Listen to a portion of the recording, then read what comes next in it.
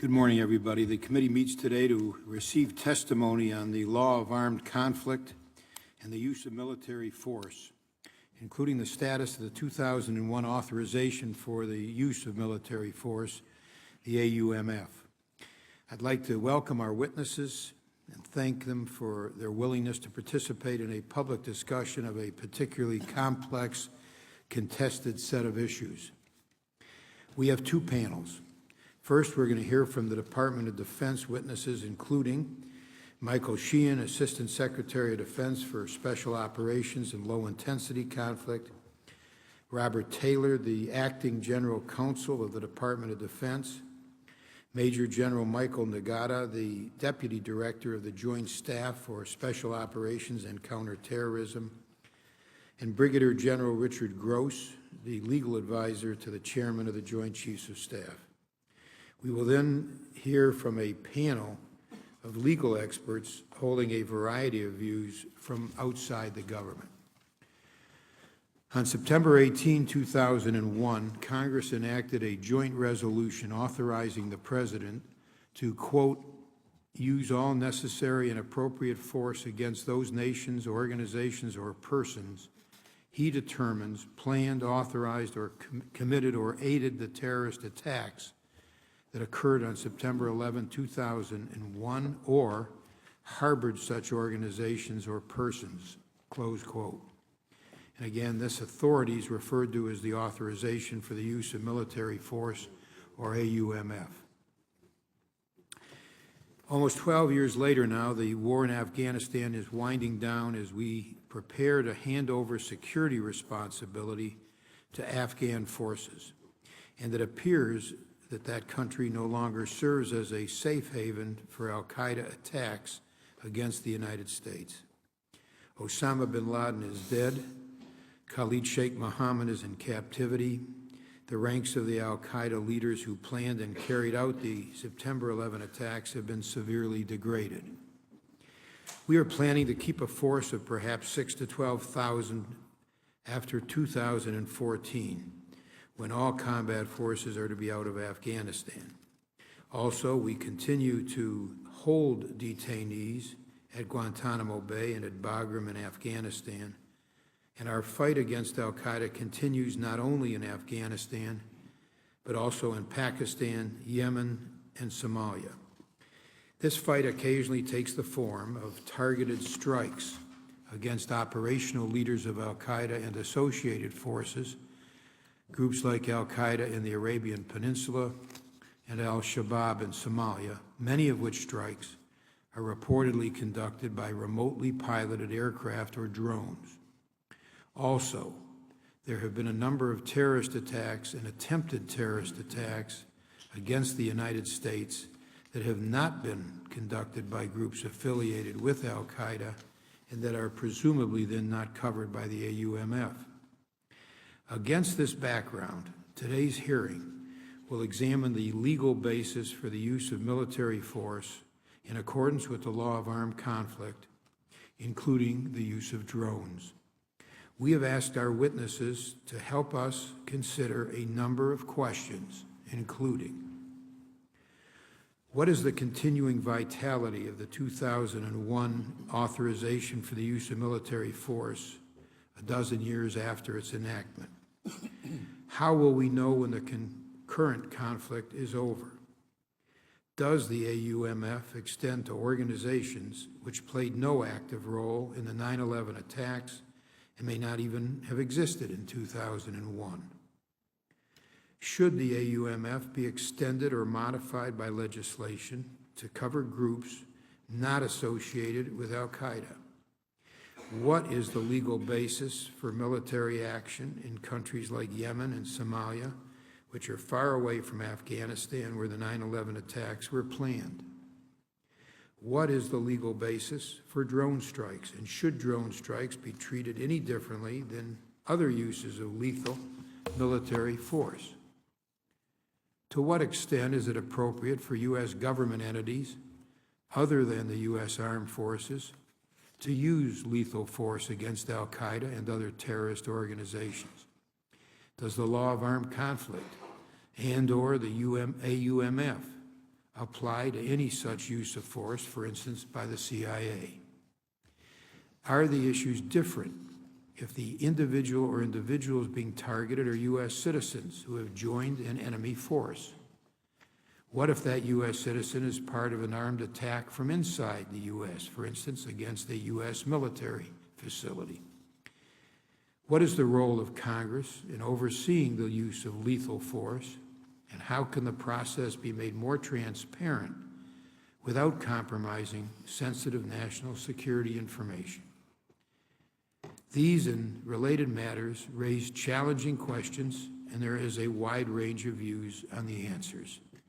For example, some believe that the AUMF does not authorize the use of force against groups like AQAP and Al-Shabaab, which may have had little or nothing to do with the September 11, 2001 attacks, while others believe that these groups are properly considered, quote, legal targets by virtue of their association with al-Qaeda. Some believe that the AUMF is no longer valid and should be repealed, while others believe that it should be reaffirmed or expanded to authorize a worldwide conflict with a broad range of terrorist groups. Some believe that drone strikes are akin to extrajudicial killings, while others believe they are a type of legitimate military force governed by the same rules and principles as any other military force. Some, including this senator, believe that U.S. citizens who join a foreign group to attack the United States can be treated as enemy combatants, subject to the law of armed conflict. Others do not. A public discussion of difficult legal and policy issues like these is important to the functioning of our democracy and can help provide a broader understanding of the legal basis for ongoing military actions around the world. Again, I welcome all of our witnesses today and look forward to your testimony on these important issues, and call on now on Senator Inhofe. Thank you, Mr. Chairman. Since the attacks on September the 11th, the authorization of the use of military force, commonly called the AUMF, has provided a strong legal basis for our counterterrorism efforts around the world. It's been used by the Supreme Court as a primary justification for its rulings, permitting the holding of detainees at Guantanamo Bay and the military detention of American citizens who have joined al-Qaeda. There's also consensus among the three branches of government that the AUMF continues to provide adequate authorization for military force against al-Qaeda and its affiliates. After 10 years of court battles and rigorous debate here in Congress, I believe many would argue that AUMF has been and continues to be an effective tool in our efforts to keep America safe. As then General Counsel of the Department of Defense, Jay Johnson, said, now this is just a year ago, quote, 10 years later, the AUMF remains on the books and is still a viable authorization today. I have no reason to disagree with him. That's why I'm greatly concerned that changes to the AUMF could have significant unintended consequences and undermine our counterterrorism efforts. As this committee has heard from our most distinguished military and civilian leaders in recent months, al-Qaeda continues to prove resilient. We are expanding their areas of operation in places like North Africa and the Middle East and remain intent on attacking Americans. I know there are members that feel the way that I do, that AUMF is an important resource and we need to at least maintain this baseline authority which underpins our ability to keep America safe. And because I know they value this resource, I look forward to hearing the arguments regarding this. And I say that this might be one of the rare times in my career that I come to a hearing where I'm not convinced on either side, and that's maybe that's right. We're doing the right thing right now. I do worry about the unintended consequences. I think once you open it up, there may be members that have their own agenda that we might not agree with. It might not prove best for America. That would take advantage of the fact that it's open up. We have a saying in Oklahoma that if it ain't broke, don't fix it. Well, I don't think it's broke, but maybe we'll find out today that it is. Thank you, Mr. Chairman. Thank you very much, Senator Inhofe.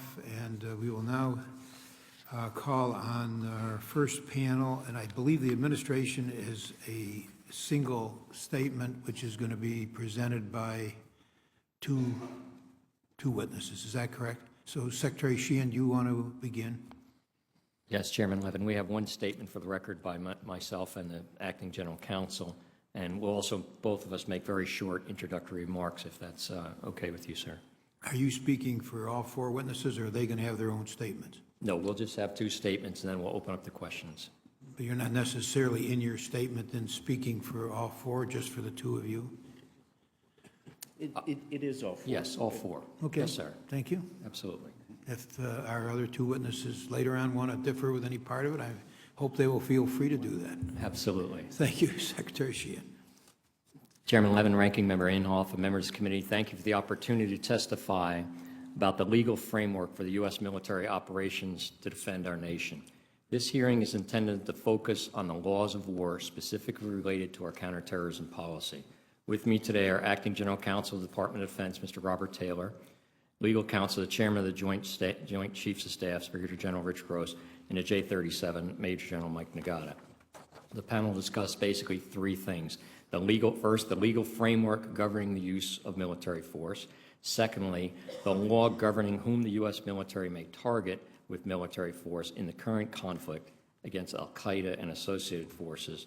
Third, the process of review that informs legal, policy, and military decisions regarding targeting and the administration's continued commitment to transparency. We have provided a longer statement for the record, as I mentioned. We'll have some brief remarks and we'll get to your questions. Mr. Taylor will focus primarily on the legal framework, and I'd like to begin by describing the process by which we make decisions regarding targeting in the current armed conflict against al-Qaeda and associated forces. As our statement describes more fully, when determining whom we may target in this war, we conduct a careful, fact-intensive assessment to identify the individuals and groups that pose a threat to the United States. Subsequently, we do a thorough review to determine whether these individuals and groups are appropriately targetable. For operations outside of Afghanistan, this review continues up the chain of command through the four-star combatant commander and all the way to the Secretary of Defense. Before the Secretary makes a decision, the proposal is reviewed by senior military and civilian advisors, including the Chairman of the Joint Chiefs and the General Counsel of the Department of Defense. The Secretary also receives input from senior officials in other departments and agencies before approving or requesting that the President approve a use of military force against al-Qaeda, the Taliban, or an associated force outside of Afghanistan. Military orders implementing a final decision are then transmitted down through the military chain of command to the relevant forces that carry out such operations. This process includes rigorous safeguards to protect innocent civilians. In closing, I'd like to note that because this hearing is open and unclassified, and as a result there will necessarily be some questions that we must take for the record to be answered in a classified setting. This administration has made significant efforts to increase transparency, but the public release of certain information, such as the intelligence-specific tactics and deliberate procedures, could enable the enemy to avoid or manipulate our application of military force. Ultimately, we must maintain a delicate balance between transparency and protecting information from public disclosure for our security reasons. Mr. Chairman, Ranking Member Inhofe, committee members, thank you for the opportunity to appear before you today to testify, and I'll turn over the microphone to my colleague, Acting General Counsel Robert Taylor, for his remarks. Thank you very much, Secretary Sheehan. Mr. Taylor. Thank you, Chairman Levin, Ranking Member Inhofe, and members of the committee for this opportunity to testify about the legal framework for U.S. military operations to defend the country. As Assistant Secretary of Defense Sheehan stated, first I will give an overview of the legal framework governing the use of military force. Second, I will discuss the law governing who the U.S. military may target with military force in the current conflict against al-Qaeda and associated forces.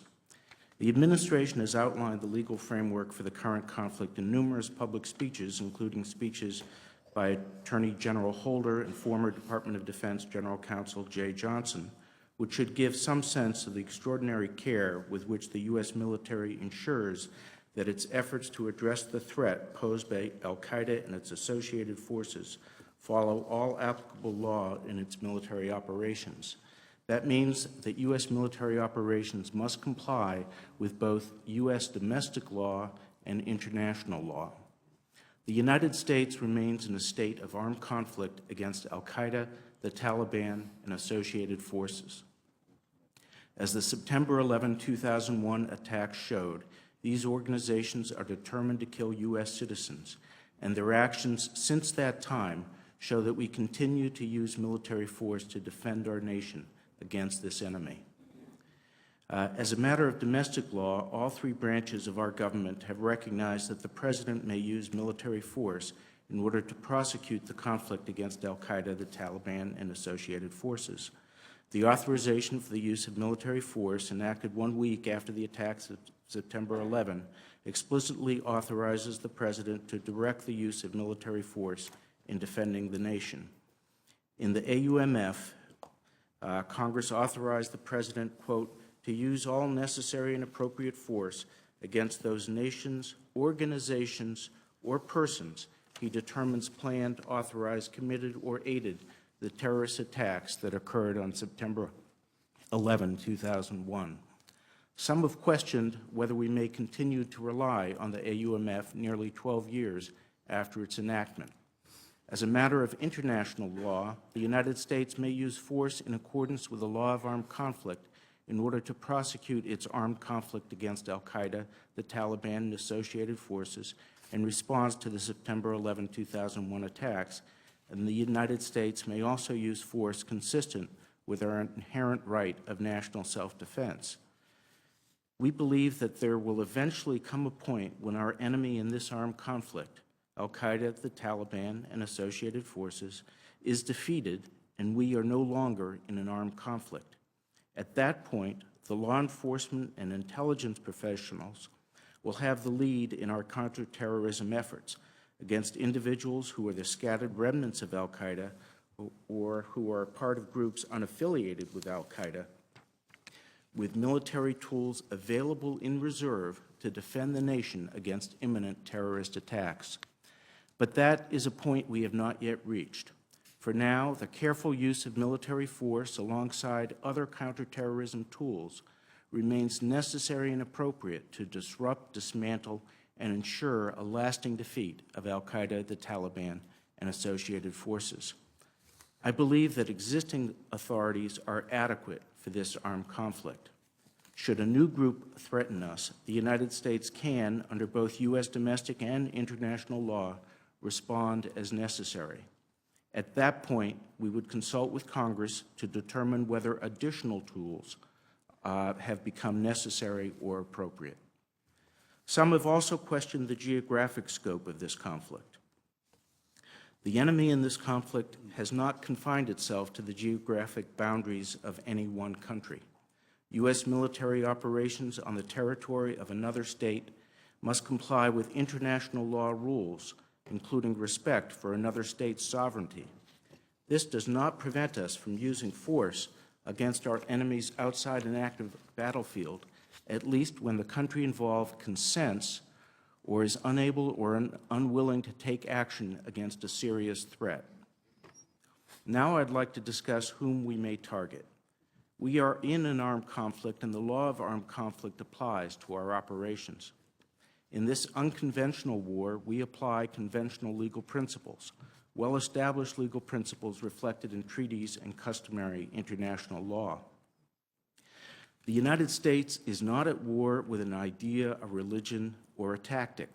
Instead, we are at war against al-Qaeda, the Taliban, and associated forces. Former DoD General Counsel Jay Johnson has previously explained publicly the meaning of the phrase associated force. A group is an associated force if, first, it is an organized, armed group that has entered the fight alongside al-Qaeda, and second, it is a co-belligerent with al-Qaeda in hostilities against the United States or its coalition partners. Individuals who are part of this recognized enemy may be lawful military targets. Under the law of armed conflict, it is well established that a state may target the enemy, including known individual members of the enemy force.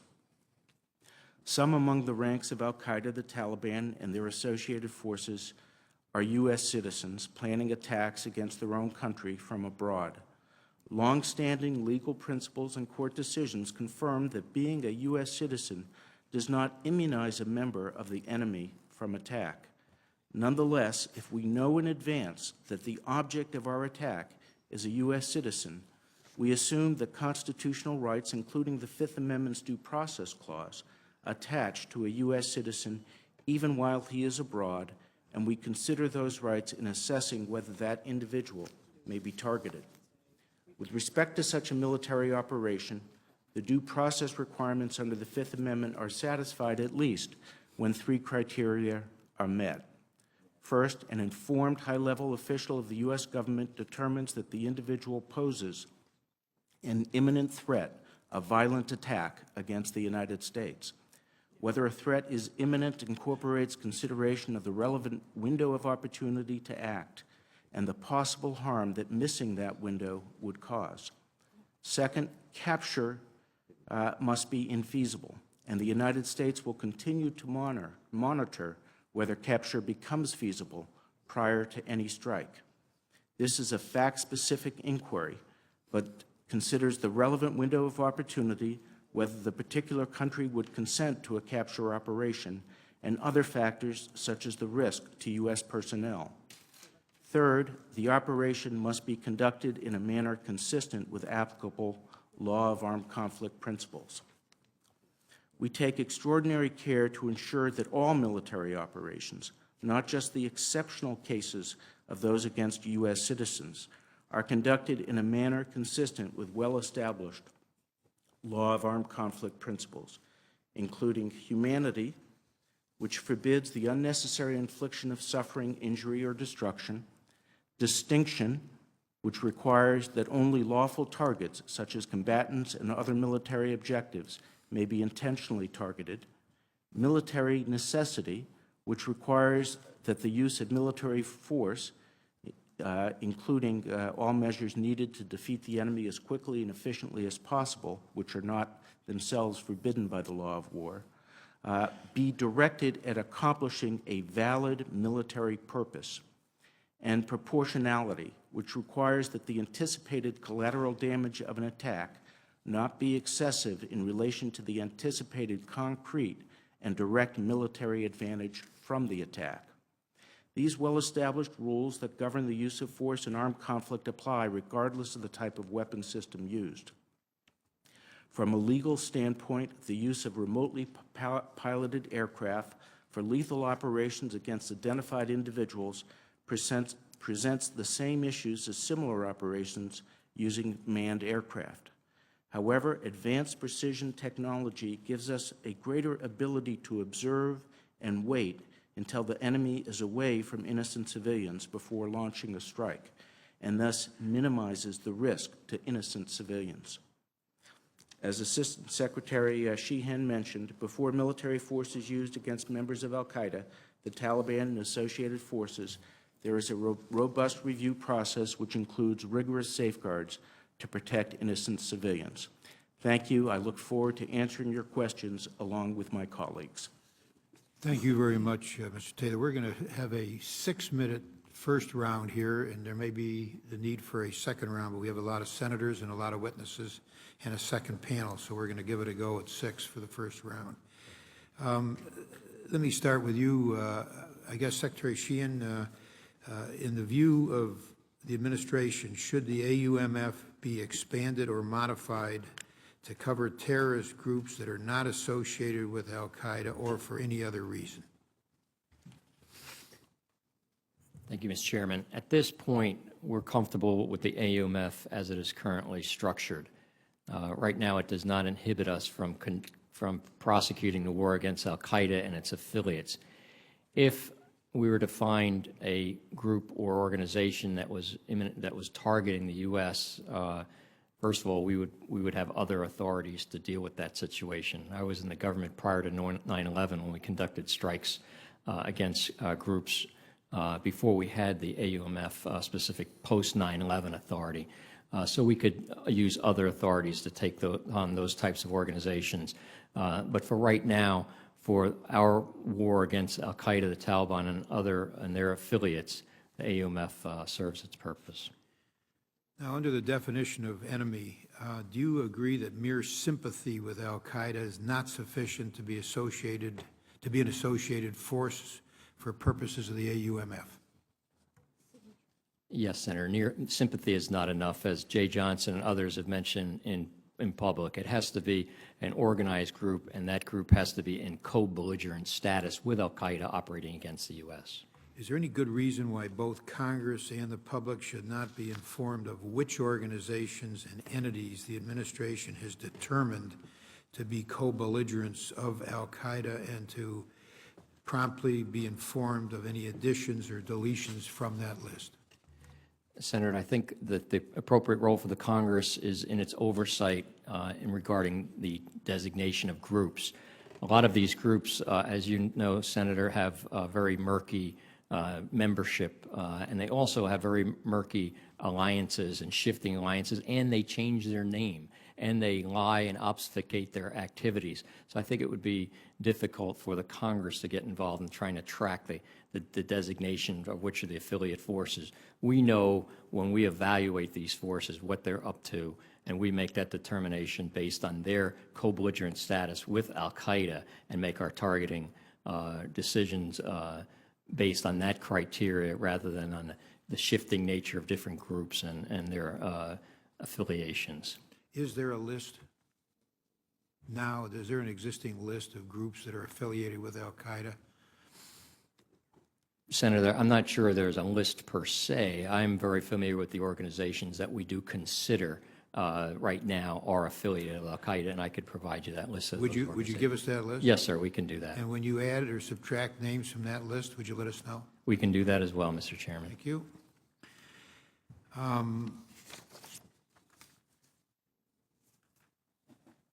The former General Counsel for the DoD, Jay Johnson, said that there will come a tipping point at which we're going to be able to determine that the armed conflict with al-Qaeda is effectively over.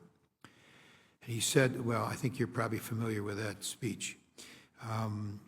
Do you agree with Mr. Johnson's description of an eventual tipping point when the armed conflict with al-Qaeda will be essentially over? I do, Mr. Chairman. I believe that al-Qaeda, although its narrative is very powerful among certain groups, ultimately it will end up on the ash heap of history, as with other groups in the previous, but that day, unfortunately, is a long way off. So the tipping point that you say would come is a long way off, in your judgment? Yes, sir. I believe it's at least years in advance, based on my understanding of the organizational resiliency of al-Qaeda and its affiliate forces. It's many years in advance. Now, if that point comes, and when that point comes, what do you do with people like Khalid Sheikh Mohammed, who have proven with deeds that they would, if they are released, attack us again? Senator, I believe that those folks that we have already have under custody, that are tried and could be jailed, that they hopefully will remain behind bars and not be able to threaten Americans in the future. So that they must be tried. Yes, sir, that is our in order for them objective. to be detained after the tipping point comes and the war is over. Yes, sir, that would be the ideal. Yes, sir. Is that the necessity or the ideal? You say ideal or idea? Ideally, they would be tried if they're captured. Well, if they're not tried and they're detained and the tipping point comes, what's the basis for detaining them, unless they've been tried and convicted in a military court or a civilian court? Let me make sure I understand your question, Mr. Chairman. You're talking about after the AUMF is no longer in effect? Well, again, Mr. Chairman, even prior to the AUMF, we were able to arrest people and try them and bring them back to the United States with great efficacy prior to 9/11. No, what I'm saying is they need to be tried and convicted. Yes, sir. Yes, sir. For them to continue to be detained if and when the AUMF is no longer in force. That would be my understanding. Yes, sir. I defer to Bob Taylor if he wants to correct, Mr. Taylor? verify that. There will come a point when our enemy in this armed conflict is defeated, or so defeated that there is no longer an ongoing armed conflict. At that point, we will face difficult questions about what to do with those still remaining in military detention without a criminal conviction and sentence. However, I do point out that following World War II, we continued to hold some people for several years as part of a general mopping up authority. So Were they being held for war crimes? For trial? Were they being held for trial for war crimes? No, sir. They were prisoners of war, but who were assessed that they would so disrupt the delicate situation back in Germany and elsewhere that we held them for a few years. We're not talking ad infinitum, but as part of a general mop-up authority. Will you, for the record, give us that authority, what the authority is to do that? We'll give you the For historical. the record. No, not just the history, the authority. Would you do that, Mr. Taylor? Yes. Thank you. Senator Inhofe. Thank you, Mr. Chairman. Mr. Secretary, this committee is consistently briefed by the service members about their operations against al-Qaeda and their affiliates. During these briefings, we routinely ask the members of the military what more do they need to carry out their mission, whether that is equipment or changes in policy. Over the past 10 years, I've never been told by those who are fighting the war that they lack the legal authority to conduct the missions. As Assistant Secretary for Special Operations, have you encountered a situation in the fight against al-Qaeda where you believe the Special Operations community did not have sufficient legal authorization to prosecute the war against al-Qaeda or its affiliates? Senator Inhofe, in the year and a half I've been in this job, I've not yet once found that we did not have enough legal authority within the Department of Defense to prosecute. Can you envision a set of circumstances, something that's kind of hard to deal with hypotheticals, where you would not have the authority that we would not have the authority that we need? You're right, Senator. I wouldn't want to engage in hypotheticals, but I would say this, that if a terrorist organization outside of al-Qaeda, the Taliban and associate forces, began to present a threat to the United States, did not fit under our current AUMF, then we might have to look at different authorities or extended authority or adjustment authority to go after that organization. But right now, I don't see that case. Yeah, and the two generals, you didn't give the opening statement, but I'd just like to, have you ever encountered a situation where the Joint Staff believed it did not have sufficient authority under AUMF to carry out its operations from your perspective against al-Qaeda or its affiliates? Both generals. Sir, in my position on behalf of the chairman, I monitor the implementation of the various counterterrorism missions, orders, and direction that the combatant commands are given by the Secretary. I have been in this position now for about 18 months, and I have not yet encountered in this monitoring role that I conduct, I've not yet encountered a situation where there was insufficient legal authority for the combatant commander to execute the mission or the direction he's been given. General Gross. Senator, I would agree with that. Both my time as the Staff Judge Advocate at Central Command and my time as the legal counsel to the chairman, I haven't seen a situation where there wasn't some legal authority to be able to go after members of al-Qaeda or associated forces. And do both of you agree with the statements, the opening statements that were made by the Secretary and Mr. Taylor? I do, Senator. Sir, I do as well. Okay. One of the things I've been looking for, and I haven't found it yet, is I have been distressed for a long period of time. I know it's not a popular position to take. But with the fact that we have a great resource in Guantanamo Bay that has not been utilized properly, I know the arguments on both sides of this thing, but always when something like this comes up, or we talk about detention, that's what's in the back of my mind. I don't have a question about that, but I may be asking you some things in writing concerning that. The chairman quoted Jay Johnson. Now, let me quote Jay Johnson again, as I did in my opening statement, and ask the four of you if you agree with Jay Johnson's statement when he said, and this is a quote, he said, 10 years later, the AUMF remains on the books and is still a viable authorization today. Do you all four, one at a time, agree with that statement? Yes, sir. Yes, sir. I do, sir. I do as well, Senator. Thank you, Mr. Chairman. Thank you very much, Senator Inhofe. Senator Reed. Thank you very much. Secretary Sheehan or Mr. Taylor, I think this echoes one of the questions that the chairman raised, is that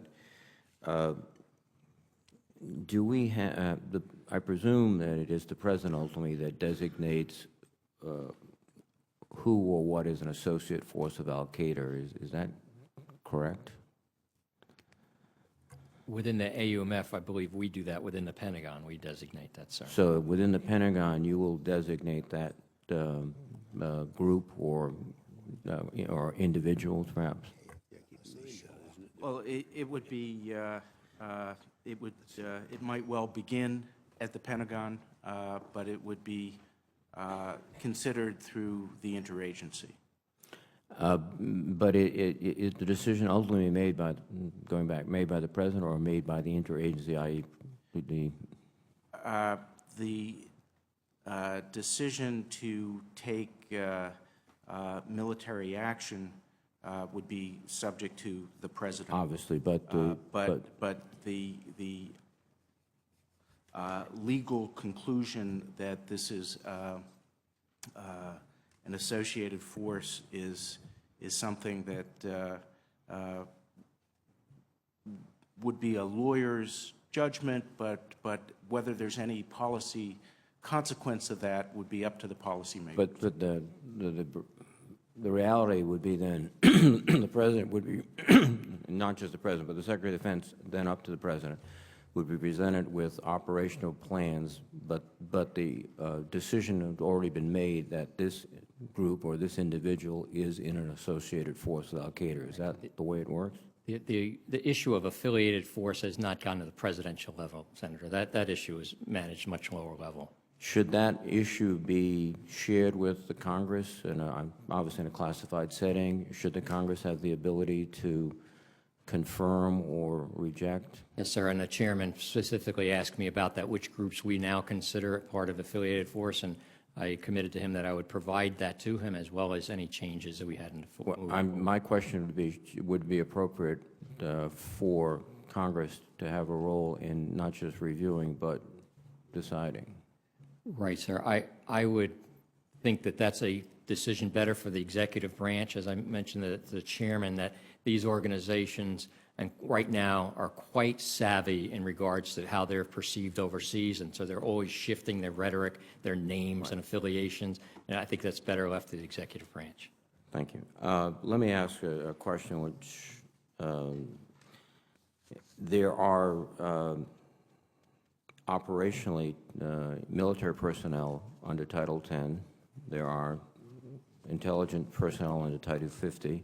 And I presume, at least hypothetically, there could be occasions where both are being used in terms of operations. Does the AUMF sort of give you more flexibility to operate with these different legislative requirements, slightly different for Title 10, slightly different Title 50? And if AUMF was pulled back, would you have operational problems in terms of what could be done under Title 10 versus what could be done on Title 50, or what could be done jointly? That's a good question, Senator. Yeah, go ahead, Bob. The AUMF is our domestic law authority for considering ourselves to be in armed conflict with al-Qaeda, the Taliban, and associated forces. So if the AUMF were to be repealed, we would not be in an armed conflict. And it would absolutely affect our Title 10 authorities. Would be significantly affecting Title 10. And some people, have, for example, have suggested that unmanned aerial strikes be shifted totally Title X authority. If AUMF did not exist and you did something like that, operationally that would have an effect on where you could strike and who you could strike. Is that a fair conclusion?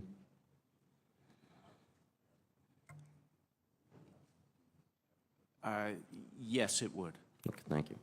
Let me also raise another question, Ms. Taylor, which I think came up in your testimony, which is I think you focused your discussion on high-value individual attacks, but there's another type of attack which is described, at least in the press, as a signature attack, which is, as I understand it, there is indications that this is very highly concentration of either Al-Qaeda or associated forces. Is there a legal distinction between those two attacks right now, and would there be a legal distinction if the AUMF was altered?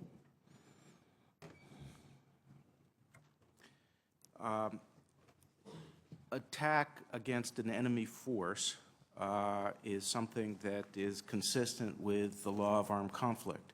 The law of armed conflict in this is tied to the AUMF. So if the AUMF were repealed, it would absolutely affect our ability to engage in those sorts of attacks. The law of armed conflict provides authority that we have not fully utilized. Our approach is more focused for many policy reasons, but as a legal matter, under the law of armed conflict, it's not necessary to identify particular leaders, and we can go after the enemy, the military forces of the enemy, without being focused on the leadership. But we are indeed focused on the leadership. Thank you very much. Thank you, Mr. Chairman. Thank you, Senator Reed. Senator McCain. Well, just to follow up, Ms. Taylor, we're not talking about the law of armed conflict. We're talking about the role of Congress in authorizing the use of military force by the executive branch. So I appreciate your comments about the law of armed conflict, but that's not what this hearing is about.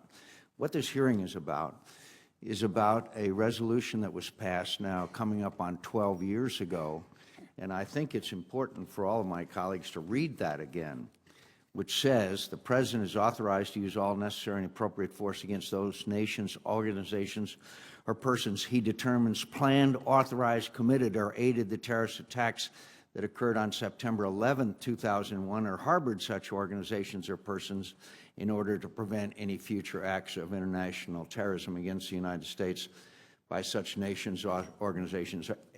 This authorization was about those who planned and orchestrated the attacks of 2011. Here we are 12 years later, and you and the Secretary come before us and tell us that you don't think it needs to be updated. Well, clearly it does. And I would refer to you this morning's Washington Post editorial, revising the terms of war, the authorization to use force against al-Qaeda should be updated, not discarded. And because it's been so long, and because of the changing nature, which I think, General Nagati, you would agree, the nature of this conflict has changed dramatically, spread throughout northern Africa, throughout the Maghreb, is penetrating into other nations all throughout the Middle East, that the situation has dramatically changed. So for you to come here and say, well, we don't need to change it, I think, or revise or update it, I think is, disturbing. And that's why we have people like Senator Dick Durbin last month, one of the highly respected individuals. I quote Senator Durbin, "None of us, not one who voted for the AUMF, could have envisioned we are about to give future presidents the authority to fight terrorism as far-flung as Yemen and Somalia." Mr. Taylor, in your legal opinion, could the 2001 AUMF be read to authorize lethal force against al-Qaeda's associated forces in additional countries where they're now present, such as Mali, Libya, and Syria?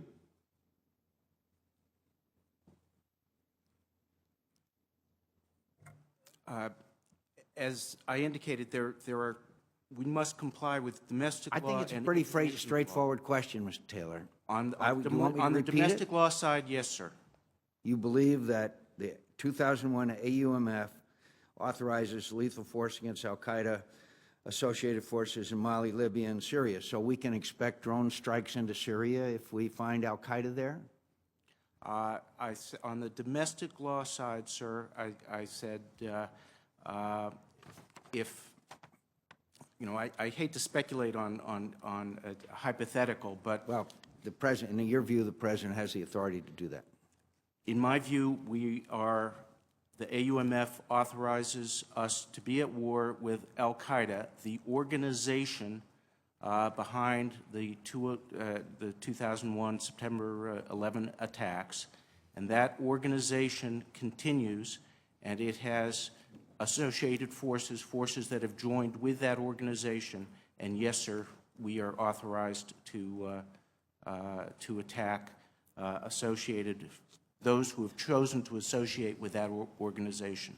You rightly say in your statement that the 2012 NDAA reaffirmed the AUMF with respect to the authority to detain Al-Qaeda and Taliban and associated forces. Is the authority to detain the same as the authority to kill? Because that was not in the defense bill. It's related, it is not the same. Wouldn't it be helpful to the Department of Defense and the American people if we updated the AUMF to make it more explicitly consistent with the realities today, which are dramatically different from they were on that fateful day in New York? Senator, I think there's a good case to be made that we should review this as the war goes on, and we have reviewed it. And as of right now, I believe it suits us very well. And if there comes an opportunity where we need other authorities, we should come forward for those. I would like to add, though, the Al-Qaeda that attacked us on September 11, 2001 was an Al-Qaeda that previously attacked us from East Africa, from Yemen. They Yes, attacked but that's our not embassy. what the authorization states, but Mr. that Secretary. That is organization, not what the authorization states, though. The- I know of all those things. So I appreciate that. I've only got 52 seconds left. We are now killing people in the Haqqani network, right? Is that correct, Mr. Secretary? The reason why I bring that up, we didn't even designate the Haqqani network as a terrorist organization until 2012. And there are published reports which are not as a result of classified briefings that I have had, that we have killed people that their association or direct association with Al-Qaeda is tenuous. In fact, there's one story that we killed somebody in return for the Pakistanis to kill somebody. So, as you stated, Congress is briefed from time to time, and I appreciate that. But the fact is that this authority, which I just read to you, has grown way out of proportions and is no longer applicable to the conditions that prevailed that motivated the United States Congress to pass the authorization for the use of military force that we did in 2001. So I guess I must say I don't blame you, because basically you've got carte blanche as to what you are doing throughout the world. And we believe that it needs to be, doesn't need to be repealed. But it's hard for me to understand why you would oppose a revision of the authorization to use military force in light of the dramatically changed landscape that we have in this war on Muslim extremism and Al-Qaeda and others, and it needs to be done, and I hope that this committee will address it either in a separate fashion or as part of the annual National Defense Authorization Act. I thank you, Mr. Chairman. Thank you, Senator McCain. Senator Udall. Thank you, Mr. Chairman. Good morning, gentlemen. I want to start with a question for each of you in turn. It's a yes or no question. Let me lead into it. In 2011, the House Armed Services Committee included a new AUMF and the National Defense Authorization Act that would have codified the authority to use force against al-Qaeda, the Taliban, and associated forces. The administration, in a statement of administration policy, strongly opposed that proposed new AUMF because it determined that the 01 AUMF, quote, enable us to confront the full range of threats this country faces from those organizations, I should say, and individuals, and concluded that the new AUMF, quote, in purporting to affirm the conflict would effectively recharacterize its scope and would risk creating confusion regarding applicable standards. Do you agree with that statement of administrative policy? And I'll start with General Nagata. Sir, I'm unfamiliar with the document you just described. I can only say that as I track the orders and direction the Secretary has given his combatant commanders, I've never encountered a moment where they didn't have sufficient legal authority to implement those orders. Mr. Taylor. I agree with the statement in the Statement of Administration Policy. Secretary Shaheen. Yes, sir, I agree. And, sir, I would agree with General Nagata. I mean, from what I've seen in my military practice, the current AUMF has been adequate to meet the enemy we've seen to date so far. Thank you for that. Let me direct a question to all of you again. The National Counterterrorism Strategy states that, quote, the United States alone cannot eliminate every terrorist or terrorist organization that threatens our safety, security, or interests. Therefore, we must join with key partners and allies to share the burdens of common security, into that quote. Do you agree that increased cooperation with security partners versus unilateral action and expanded conflict should be a strategic goal of the United States?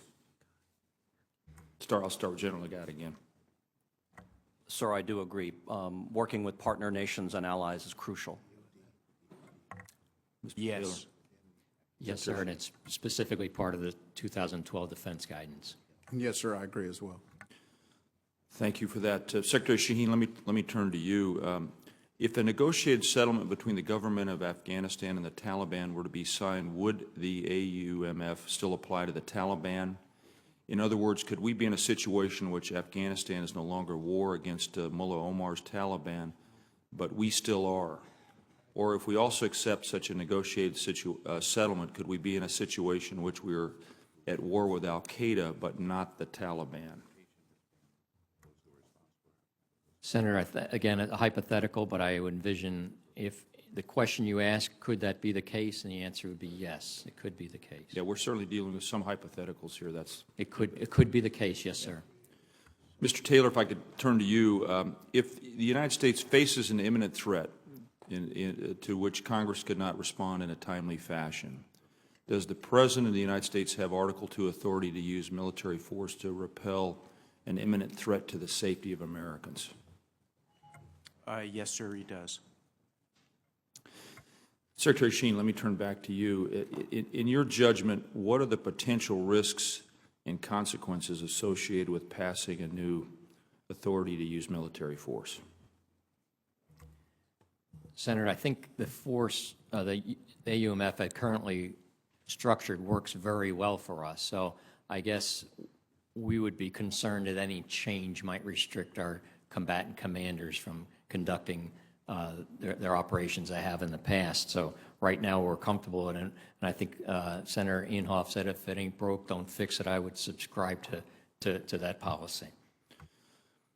General Nagata, could I turn back to you and ask you if you would, let me restate that. Do you believe that there are strategic risks associated with passing a new AUMF? Sir, I don't know. I do know that the combatant commanders' great familiarity and great confidence in the existing AUMF is also an important part of our assessment that we have sufficient authority for the current orders and direction from the Secretary. And Mr. Taylor, if I could come back to you, to your knowledge, has an authorization for the use of military force ever been passed by Congress without a specific request from the President? I am not aware of any such history, sir. I believe the answer is no. Gentlemen, thank you for being here today. This is a very important topic, as we all acknowledge, and thank you for your service. Mr. Chairman, I'm finished my questions. Thank you very much, Senator Udall. Senator Graham. Thank you, Mr. Chairman. From the President's point of view, does the authorization to use military force, does it in any way restrict his ability to go after terrorist organizations that represent a national security threat to this country in places outside of Afghanistan that are not within the hierarchy of al-Qaeda that existed on September the 11th, 2001? Senator, it would not. Okay. So do we need to change it to give the President, is there anything the President would like us to do differently than that exists today? Senator, I think the AUMF provides very clear guidance for al-Qaeda, Taliban, and associated forces. He has many other authorities that you're aware of that he could use that he used prior to AUMF to deal with any other threats to our national security. Do you agree with me the war against radical Islam or terror, whatever description you like to provide, will go on after the second term of President Obama? Senator, in my judgment, this is going to go on for quite a while, and yes, beyond the second term of the President. And beyond this term of Congress? Yes, sir. I think it's at least 10 to 20 years. I think you're absolutely right. I think we're involved in a generational struggle. So the lessons of 9/11 are always learned the hard way.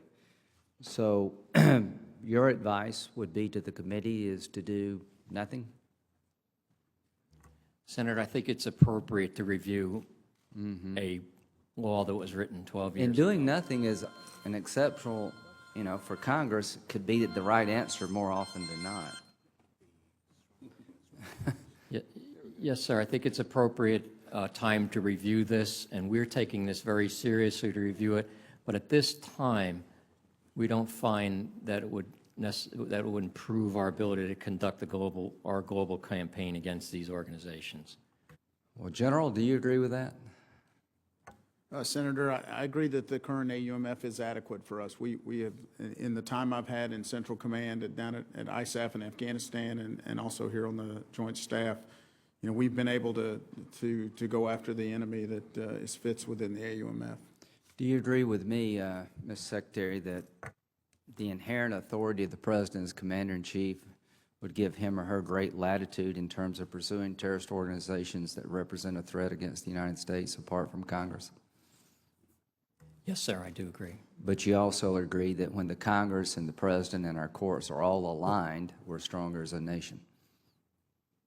When we're all on the same sheet of music? Yes, sir. So the one thing I do believe would be helpful is if the Congress does more than just criticize, that we find ways to empower the Commander-in-Chief and also, in some ways, control the power of the executive branch. But I tend to agree that what we have today is working, but we all agree that the enemy of today is different than it was on 9/11. Do you agree with that? Sir, they have changed a bit, but in many ways they have not changed very much at all. They are operating in a very similar way that they were in 1998 out of traditional strongholds in Yemen and East Africa. They have expanded in North Africa and some other areas, but quite frankly, this has been a global organization since day one. But would you agree with me, because of the pressure we've placed on the enemy in Afghanistan and Iraq, they're moving? Yes, sir, they've always moved. Even in 2002, they were very active in North Africa. And in parts of Levant. So I couldn't agree with you more. So from your point of view, you have all the authorization and legal authorities necessary to conduct a drone strike against terrorist organizations in Yemen without changing the AUMF. Yes, sir, I do believe that. You agree with that, General?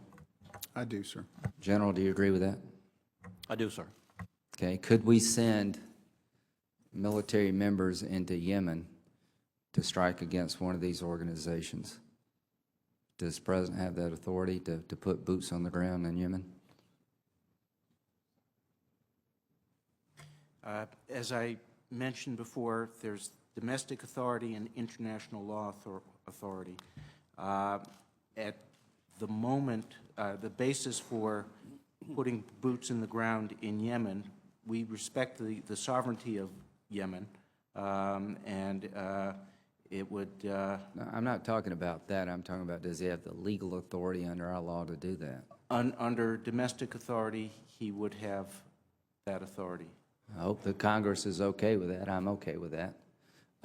Does he have authority to put boots on the ground in the Congo?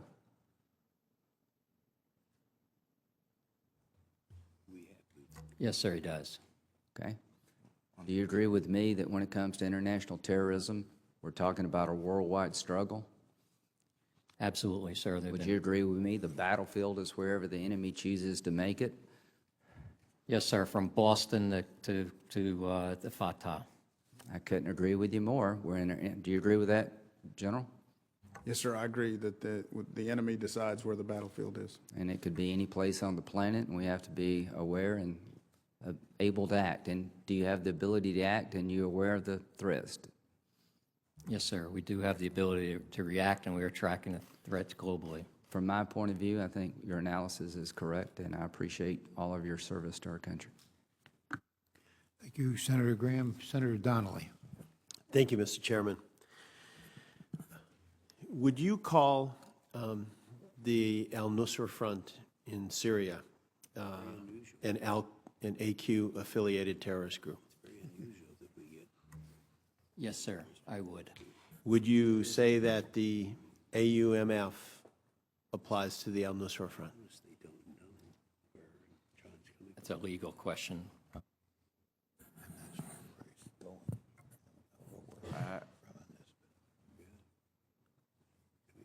As with many things with Syria, we're looking very hard and very carefully, I don't have a definitive answer for you at the moment.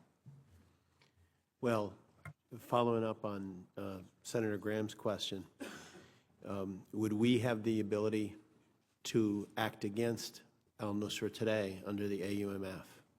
Yes, sir, we'd have the ability to act against al-Nusra if we felt they were threatening our security. We would have the authority to do that today.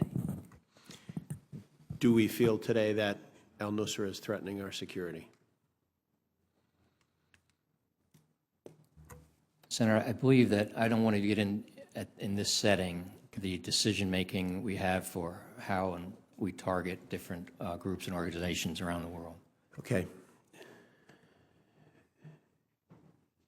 If a terrorist group is AQ affiliated, does that inherently mean that they are threatening the United States? Yes, sir, although it's a bit murky, I hate to say, because there are groups that have openly professed their affiliations with al-Qaeda, yet in fact, as a government, we haven't completely grappled with that as of now. And so, but generally speaking, as for AUMF, as we mentioned, it has to be an organized force first, and secondly, that organized force has to be co-belligerently joined to al-Qaeda to threaten us. So when both of those factors are in place, then we have we can move forward on AUMF. If that AQ affiliated terrorist group is operating wholly within another country, and their actions to date have involved only that country, does the AUMF still apply to them?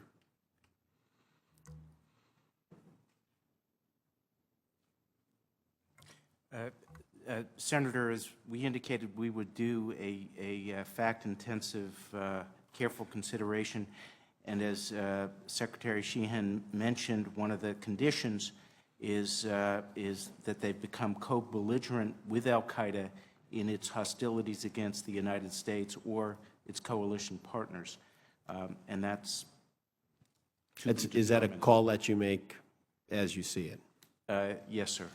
After a very intensive, careful review, careful consideration of the intelligence and threat assessments. And Senator, you ask a good question, because when a group aligns itself with al-Qaeda, and al-Qaeda has an express intent to attack Americans home and abroad, but then do not take the next step to be involved in that co-belligerency, then we have a judgment to make. Okay, that's what I'm trying to do. Right, I is got it. flesh I out know exactly where where you're the going. line is on I that. got it. Yes, sir. In regards to drone activities, are we reviewing the AUMF in regards to those activities, or do we feel, as we look at it right now, that it is sufficient to cover all of those various permutations that may occur? Right now, sir, we believe it's sufficient. Okay. Mr. Chairman, thank you. Thank you very much, Senator Donnelly. Senator Kane. Thank you, Mr. Chair, and to the witnesses. I associate myself with comments made by the ranking member about this being a helpful hearing to wrestle through some questions that I haven't fully thought through. I want to start with the President's State of the Union. There are two paragraphs in the State of the Union this year, focusing on each of them. Today, the organization that attacked us on 9/11 is a shadow of its former self. Different al-Qaeda affiliates and extremist groups have emerged from the Arabian Peninsula to Africa. The threat these groups pose is evolving. We will need to help countries like Yemen, Libya, and Somalia provide for their own security and help allies who take the fight to terrorists as we have in Mali. And where necessary, through a range of capabilities, we will continue to take direct action against those terrorists who pose the gravest threat to Americans. I want to focus on the notion of groups that have emerged after 9/11. Is it the administration's position that groups that emerged after 9/11, who had no connection with the attacks on 9/11, are nevertheless covered by the AUMF? Let me take that.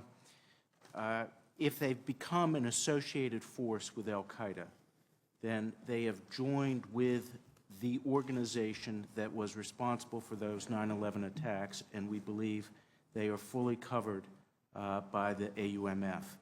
If they have not joined with al-Qaeda and become an associated force, then even though they may wish us harm, they are not within the scope of the AUMF. But as in response to other questions, the President retains authority to utilize the tools that are necessary and appropriate to defend the nation. So just back to the language of the AUMF that Senator McCain read, authorizing the President, quote, to use all necessary and appropriate force against all those nations, organizations, or persons he determines planned, authorized, committed, or aided the terrorist attacks that occurred on September 11, 2001. It is the legal position of the administration that even groups or individuals that had nothing to do with the attacks, once they become associated with al-Qaeda 25 years from now, are nevertheless covered by the current language of the AUMF.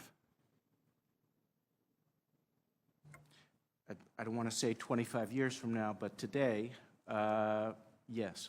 Well, I'm just using the earlier testimony about the likely length of this. As long as the AUF is in place, I gather it to be your legal position that individuals who were not born by 9/11/2001, if they become associated with a group that associates with al-Qaeda, it is your position that the AUMF would cover them and those organizations. Those, as the President said, different affiliates and extremist groups have emerged. As long as they become an associated force under the legal standard that was set out. And let me ask about that, and I should know the answer to this question, and I don't. Has that particular legal rationale that individual groups who had nothing to do with 9/11 are nevertheless covered by the AUMF, has that legal rationale been subject to litigation and decisions by American courts? In the context of detention, I believe the answer is yes. And the determination has been that even those not associated with the attacks on 9/11 are nevertheless covered by the scope of the AUMF? That's right. As if they are an associated force with al-Qaeda, they've become associated with that organization which was responsible and is the target of the AUMF. They have brought themselves within the scope of the AUMF. Does the AUMF expire by presidential declaration, congressional action, or the occurrence of an actual event in the world?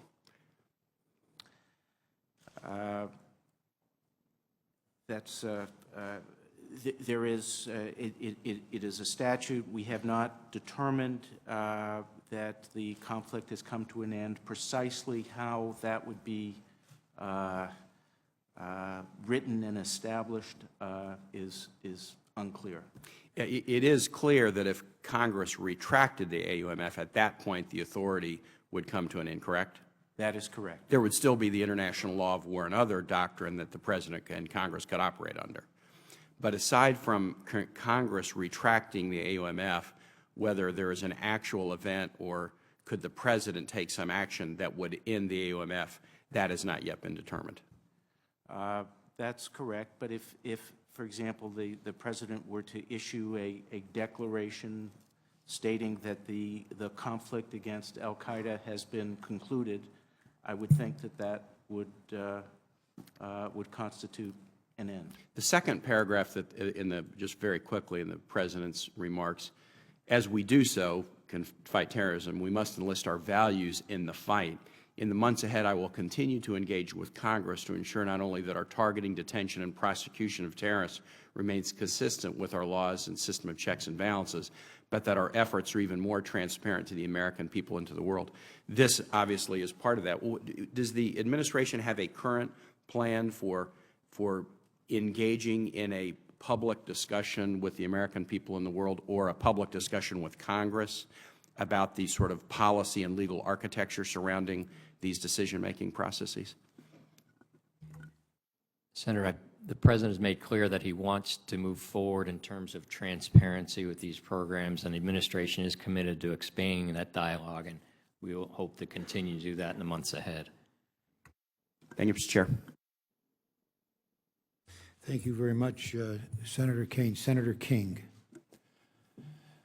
Gentlemen, I've only been here 5 months, but this is the most astounding and most astoundingly disturbing hearing that I've been to since I've been here. You guys have essentially rewritten the Constitution here today. The Constitution, Article 1, Section 8, Clause 11, clearly says that the Congress has the power to declare war. This authorization, the AUMF, is very limited. And you keep using the term associated forces. You use it 13 times in your statement. That is not in the AUMF. And you said at one point, it suits us very well. I assume it does suit you very well because you're reading it to cover everything and anything. And then you said at another point, so even if the AUMF doesn't apply, the general law of war applies. And we can take these actions. So my question is, how do you possibly square this with the requirement of the Constitution that the Congress has the power to declare war? This is one of the most fundamental divisions in our constitutional scheme, that the Congress has the power to declare war. The President is the commander-in-chief and prosecutes the war. But you're reading this AUMF in such a way as to apply clearly outside of what it says. Senator McCain was absolutely right. It refers to the people who planned, authorized, committed, or aided the terrorist attacks on September 11th. That's a date. That's a date. It doesn't go into the future. And then it says, or harbored such organizations, past tense, or persons, in order to prevent any future acts by such nations, organizations, or persons. It established a date. I don't disagree that we need to fight terrorism, but we need to do it in a constitutionally sound way. Now, I'm just a little old lawyer from Brunswick, Maine, but I don't see how you can possibly read this to be in comport with the Constitution and authorize any acts by the President. You had testified to Senator Graham that you believe that you could put boots on the ground in Yemen under this document. That makes the war powers a nullity. I'm sorry to ask such a long question, but my question is, what's your response to this? Senator, anybody. Let me take the first response. I'm not a constitutional lawyer or a lawyer of any kind, but let me take a brief statement about al-Qaeda and the organization that attacked us on September 11, 2001. In the 2 years prior to that, Senator King, that organization attacked us in East Africa and killed 17 Americans at our embassy in Nairobi with a loosely affiliated groups of people in East Africa. A year prior to 9/11, that same organization with its affiliates in Yemen almost sunk a U.S. ship, the USS Cole, a $1 billion warship killed 17 sailors in the port of Aden. The organization that attacked us on 9/11 already had its tentacles in around the world with associated groups. That was the nature of the organization then. It is the nature of the organization now. In order to attack that organization, we have to attack it with those affiliates that are its operational arm, that have previously attacked and killed Americans and high-level interests, and continue to try to do that. That's fine, but that's not what the AUMF says. What I'm saying is, we may need new authority, but don't, if you expand this to the extent that you have, it's meaningless, and the limitation and the war power is meaningless. I'm not disagreeing that we need to attack terrorism wherever it comes from and whoever's doing it. But what I'm saying is, let's do it in a constitutional way, not by putting a gloss on a document that clearly won't support it. It just doesn't work. I'm just reading the words. It's all focused on September 11th and who was involved. And you guys have invented this term, associated forces, that's nowhere in this document. As I mentioned in your written statement, you use that. That's the key term. You use it 13 times. It's the justification for everything, and it renders the whole the war powers of the Congress null and void. I don't understand. I mean, I do understand you're saying we don't need any change because of the way you read it. You could do anything, but why not come back to us and say, yes, you're correct that this is a overbroad reading that renders the war powers of the Congress a nullity. Therefore, we need new authorization to respond to the new situation. I don't understand why. I mean, I do understand it because the way you read it is there's no limit. But that's not what the Constitution contemplates. Mr. Lawyer, what do you respond? Well, sir, the organization, Al-Qaeda, it operates as a central organization with very closely related groups that join with it, become, in a sense, the operating arms of Al-Qaeda, and the operating arms such as, I'll use a specific group, AQAP,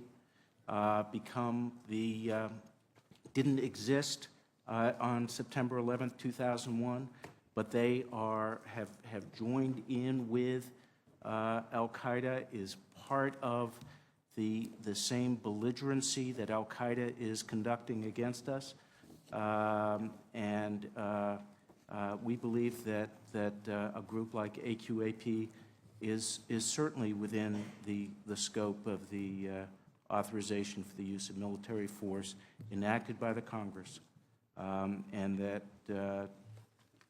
it provides the authority to take the fight to AQAP, just as it provides the authority to take the fight to Al-Qaeda senior leadership.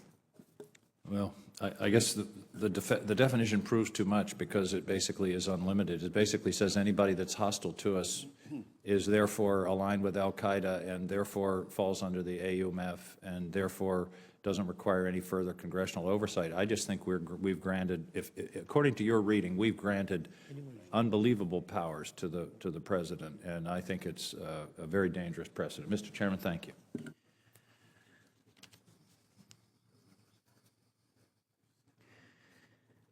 Well, let me pick up that issue because I think under the law of war that Senator King is wrong, but I'm going to have to ask you that question.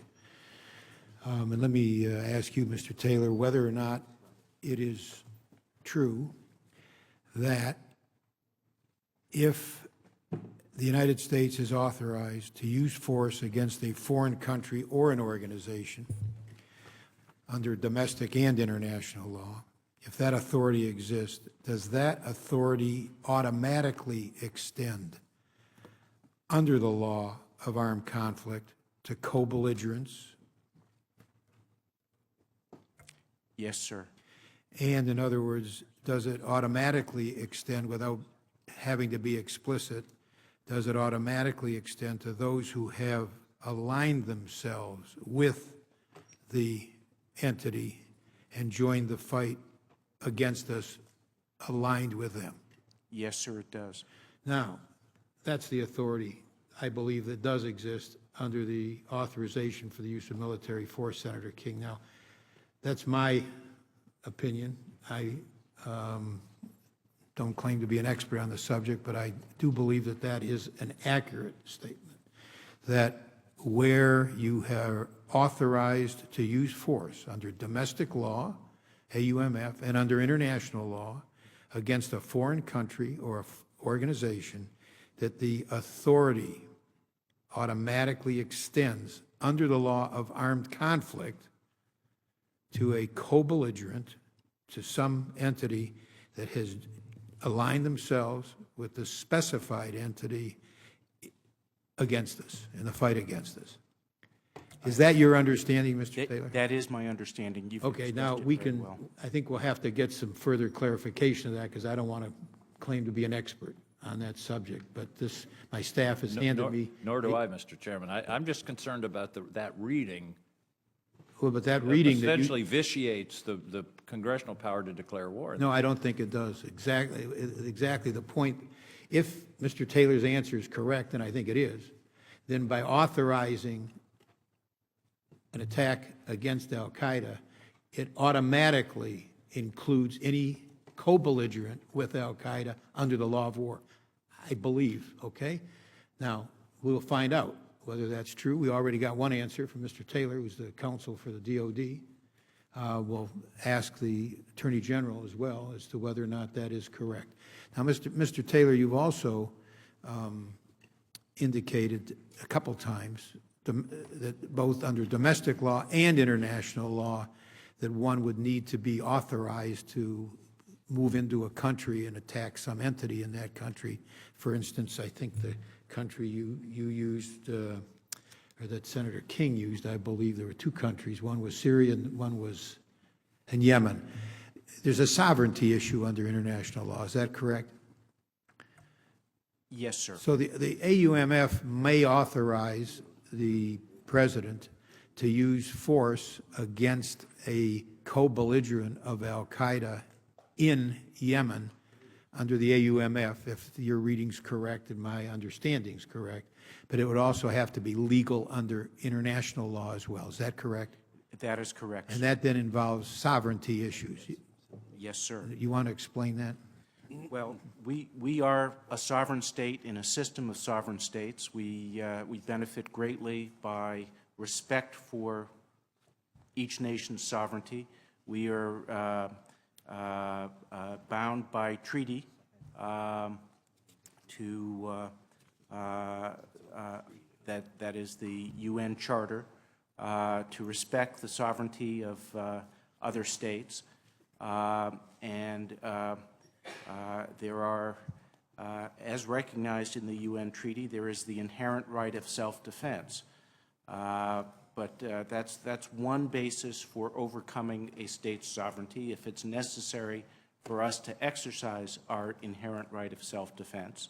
Another basis is the consent of the host country, and that is a very important basis for our operations outside of Afghanistan. The issue has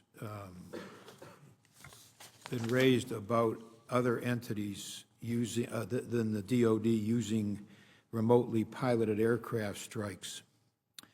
And my question is, should the use of these drones be limited to the Department of Defense, or should other government agencies be allowed to use such force as well? For instance, the CIA. And let me, I think, ask either one of you, Secretary or Mr. Taylor. Mr. Chairman, the President has indicated that he has a preference for those activities to be conducted under Title 10.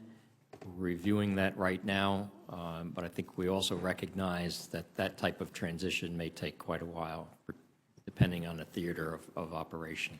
Would you give us your answer to that question after your review?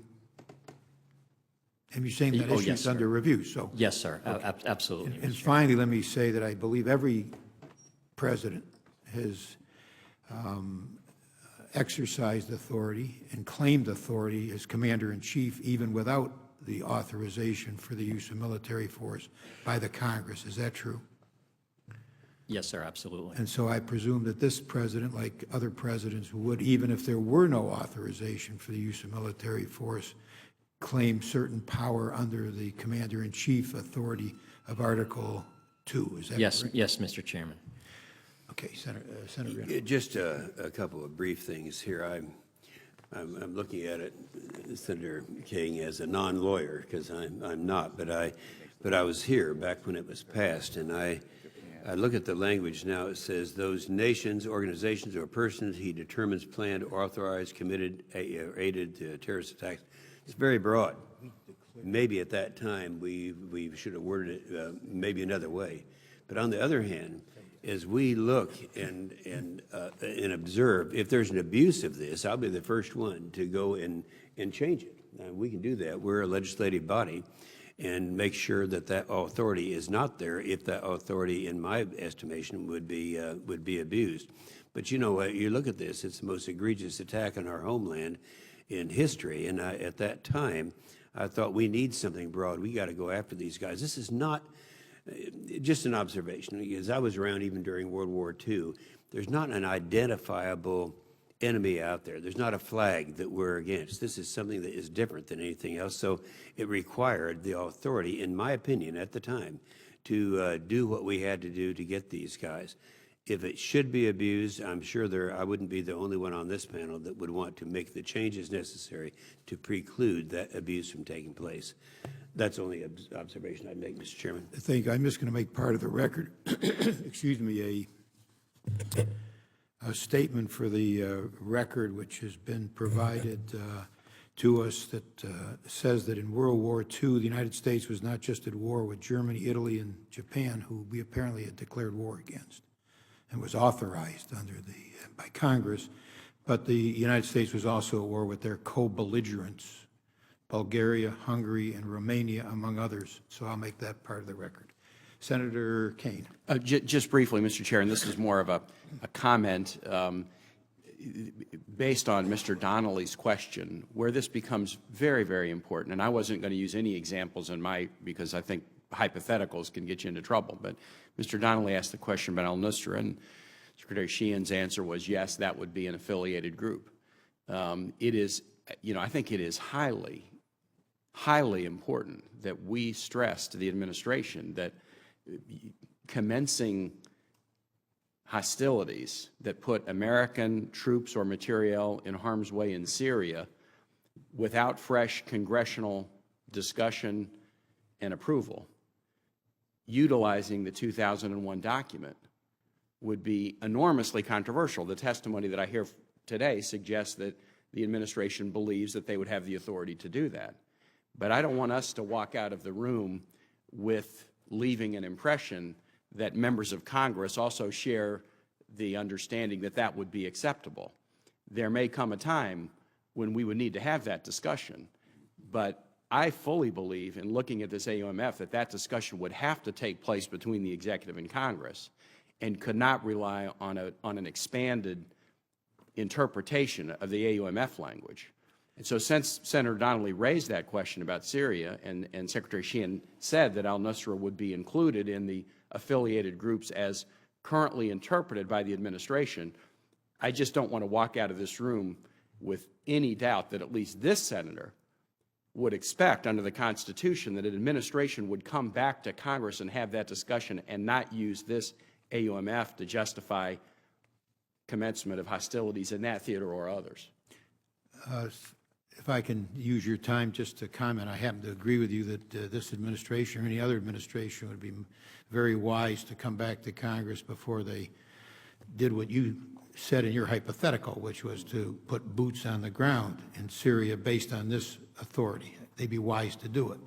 However, I think we all have to face the question as to whether or not, if they decided to use a drone against al-Nusra, whether or not if they decided al-Nusra was affiliated with al-Qaeda, whether they would have the authority to use a drone, for instance, against al-Nusra.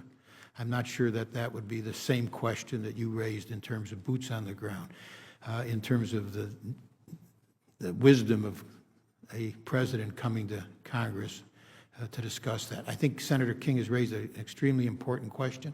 It needs to be answered, I believe, in a much more definitive way for the record by the Attorney General as to whether or not the affiliated language applies to subsequent affiliations. For instance, I think that's an important one of somebody that was even an entity that was not in existence at the time of 2011. So, no, Senator King, it's your turn. Senator Kane made my point somewhat less passionately than I did, but I think he made the point. I want to be clear. I believe that fighting terrorism is an absolutely paramount responsibility of this government and this president, or any president. And I think we have to be able to respond. I'm uncomfortable doing it through a gloss on a legal document that doesn't, in my view, doesn't support it, and would much rather do it in a straightforward way. And Senator Inhofe said if there was an abuse, he would be the first to act on it. My concern is that when there's an abuse, it may be too late to act on it. I mean, the whole idea of the Constitution is that the Congress makes that initial decision. And I'm well aware, I actually worked here in the 70s when the War Powers Act was negotiated. I'm well aware that this is not an easy question. It's not a clear, bright question about declaring war. But I do think this is an erosion of legislative authority that was expressly granted to the Congress, and I think it's something we need to take care that it doesn't happen through an overly broad reading of a 12-year-old legal document that I think absolutely clearly doesn't apply to many of these new threats that we're dealing with. Doesn't mean we don't have to deal with them, but I just don't like the idea of reading a 12-year-old document so broadly that it renders congressional authority and the importance of congressional authority for using military force abroad of no force in effect. That's my only concern. Thank you, Mr. Chair. We will ask the Attorney General this question that you've raised as to whether or not the authority exists under the AUMF to go after affiliated groups that are not named and which subsequently become affiliated with al-Qaeda. And the questions which my colleagues have raised, I think, are important questions, including the one on al-Nusra. It struck me as well. So in that situation, is there authority, because if we find that they're affiliated, and apparently they are with al-Qaeda, to go after them and using what mechanism? I think it's a little easier in your assumption, Senator Kane, or your hypothetical, to say you should come back to the Congress if we're talking about boots on the ground against al-Nusra. On the other hand, if it's a drone attack on them, how is that different from drone attacks which have been used against affiliates of al-Qaeda in other places? Mr. Chairman, I would point out in response to a question from Senator Graham, the panel responded affirmatively, and I wrote down the quote: "The President has authority to put boots on the ground in Yemen or the Congo under this act." And I believe that was the testimony, and that's where I'm getting very concerned. It has to not only be affiliated, I want to make clear under my question to the panel, but they must join the fight against us as well. Now, one other point that you just made, Senator King, I believe it was Mr. Taylor who was trying to answer Senator Graham, saying there's not only authority domestically, there's a question internationally, under international law as well. And that also becomes involved in, I believe, Senator Graham's hypothetical. And I must say that if this power were abused, I would be joining Senator Inhofe as to who would be first in line to object to an abuse of this authority. We'd have to fight for who's first in line to take on any abuse of this authority, but it's a very important question which has been raised here. We're very grateful. If there's no additional questions by our colleagues, we're grateful to this panel. We will have a lot of additional questions for the record. In addition to the ones that have been raised here, the staff will prepare the letter to the Attorney General setting out the question which has been raised by Senator King.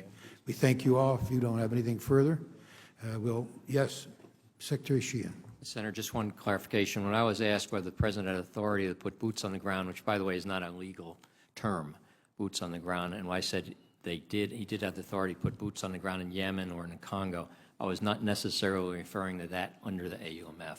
Certainly the President has military personnel deployed all over the world today in probably over 70 or 80 countries.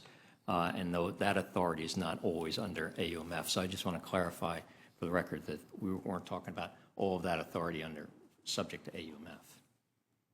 Okay, satisfied with that. Thank you for that clarification, and we will call the second panel now with thanks to our first panel.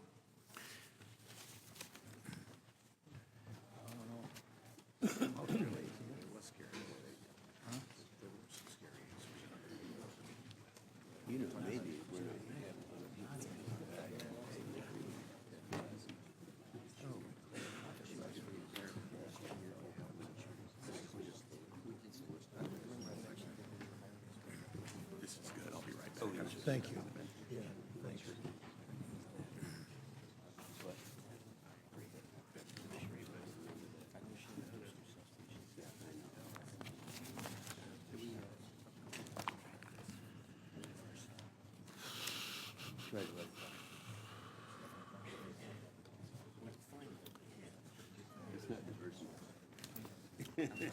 Our second panel today is a number of legal experts on the topics under discussion. We have Ms. Rosa Brooks, Professor of Law, Georgetown University Law Center. Mr. Jeffrey Korn, Professor of Law, South Texas College of Law. Mr. Jack Goldsmith, Professor of Law, Harvard Law School. Mr. Kenneth Roth, Executive Director of Human Rights Watch. Mr. Charles Stimson, who is Manager of the National Security Law Program at the Heritage Foundation. We very much appreciate your willingness to appear at this hearing today. We look forward to your testimony. Your full testimony, your written testimony will be made part of the record. We, of course, want you to make opening statements. We will, if you can, restrict your opening statements to 6 minutes. And we arranged our witnesses alphabetically, so we're going to start with you, Ms. Brooks. Thank you, Chairman Levin and Senator Inhofe. It's great to be here, and I really appreciate your holding these hearings because these issues are incredibly important. I spent 2.5 years working at the Defense Department as counselor to the Undersecretary for Policy, so I also want to say how much respect I have for the accomplishments and talents of the members of the first panel. I also want to extend my sympathies to them because I think they were put in a position where I've frankly never seen such an accomplished, talented group of people give such muddled and incoherent answers to some fairly straightforward questions. I think they've created what my military colleagues call a target-rich environment for those of us on panel 2. And it's a little tough to know where to start here. So let me try to start by talking a little bit about the context in which the AUMF has passed, and this is something I think you obviously know much more about than I do. Right after 9/11, while the World Trade Center was still smoking, the Pentagon was still smoking, is when the first discussions of passing an AUMF occurred. And at that time, as you recall, the Bush administration initially came to this body and asked for a more open-ended authorization to use military force than was ultimately passed. And I believe that the language that the Bush administration had proposed at that time was that the AUMF authorized the president to use force to, quote, deter and preempt any future acts of terrorism or aggression against the United States. Now, even a few short days after the 9/11 attacks, this Congress was reluctant to give the administration such an open-ended authorization to use force, because I think they saw very rightly that that would have the potential to be an open-ended declaration of war against an undefined enemy which could routinize the use of force in a way that would be totally unconstrained. And I think Senator King quite rightly commented that it's to Congress that is given not only the power to declare war, but a wide range of associated powers. And I think Congress quite rightly felt at that time that such a broad declaration, what would amount to a declaration of war, legally speaking, which would then trigger the applicability of armed conflict, was too broad, and Congress would cede too many of its powers to the executive branch. And as you all know, frankly, once you cede power to the executive branch, it's awfully hard to get it back again. Instead, as has already been stated, the AUMF that was passed was fairly clearly restricted in terms of manifesting congressional intent, A, to those responsible in some way or another for the 9/11 attacks, and B, for the purpose of preventing attacks against the United States, not for the purpose of preventing terrorist attacks of all sorts everywhere against anyone, but for the purpose of preventing such attacks by such specified groups responsible for 9/11 against the United States itself. So not, I believe, and correct me since you were here if this is incorrect, but my sense is that even at that very frightening moment when emotions ran very, very high and the threat was far greater, I think, probably than it is today, Congress was very, very careful to try to not send a signal to the executive branch that Congress was effectively delegating its war powers permanently. Nevertheless, I think what we have seen, and I think this did come through in the previous panel, is the existing AUMF has effectively been interpreted as creating exactly the open-ended grant of authority for an ongoing armed conflict with no limitations that Congress sought to avoid initially. And that is primarily through this concept of associated forces. Now, the representatives of the administration are quite correct to say that under the law of armed conflict, the authorization to use force does extend to co-belligerents. The difficulty is that today, unlike in World War II, it's a lot harder to know how to apply that rule, particularly outside of so-called hot battlefields. I don't quite know what it means or what the criteria are for entering the fight, for instance, what that means outside of hot battlefields. I don't know what happens if Al-Qaeda core is decimated and ceases to exist. Can we still have associates of Al-Qaeda in that case forever, as long as they indicate their sympathy? And if so, what kind of constraint does that pose? I also don't quite know what it means if we simultaneously say, as members of the first panel quoted Jay Johnson saying, that to be an associated force, you have to be an organized force, but then said, no, Congress, we cannot give you a list of such forces because they're too disorganized. Their membership is too shifting. Their alliances are too murky. It's got to be one or the other, it seems to me, and I think that that's a pretty incoherent standard. And what has happened as a result is that we now appear, and obviously I'm going on only publicly available information, to be using armed force against such entities as Somalia's al-Shabaab, which not only appears to have no connection to the 9/11 attacks, but does not appear, according to our own Director of National Intelligence, to pose any particular threat to the United States, insofar as its ambitions are primarily local. What has happened, essentially, is that this idea of associated forces has been used as a kind of backdoor way to sort of shoehorn into the AUMF everything, potentially, with virtually no limits, and I think we have heard that here. So what do? You've got three options. One is I think we do nothing. You do nothing, and you let the administration continue to make something of a mockery of certainly Congress's intent, as I take it to have been. Two, you can expand the AUMF to effectively, explicitly authorize what is going on right now, which would have the virtue of clarity and honesty. Or three, if what is being done at the moment exceeds what, from a policy perspective, you consider wise, you should, in fact, amend or revise the AUMF to place limits on what the executive branch can do without additional authorizations from you. In my own view, an expanded AUMF would be neither wise nor necessary. And Mr. Chairman, my clock is not working, so I hope you'll wave to me as I... Ours are not working Oh, dear. either, so we'll have to have the staff let give me you know. a note. Are the clocks no longer functioning, or it just wasn't snapped on? I don't know where to look. We didn't start it, so you'll have to let's assume you've used about pick a number. 4 minutes? Can we say half? I'm a law professor, I can go on forever, but so you're Just going say to you've need to stop me. you've got about 2 minutes. Okay, super. I think an expanded AUMF is neither wise nor necessary, and I think that this is as much a policy question as it is a legal question. We frankly have a choice of legal regimes here. I'll talk more about that in a minute. My own view is that expanding beyond those who actually pose a sustained, intense threat to the United States is just not a very good idea. I frankly think it's counterproductive. I think we run the risk of doing what Donald Rumsfeld asked during the Iraq War, which is creating new terrorists faster than we can kill them.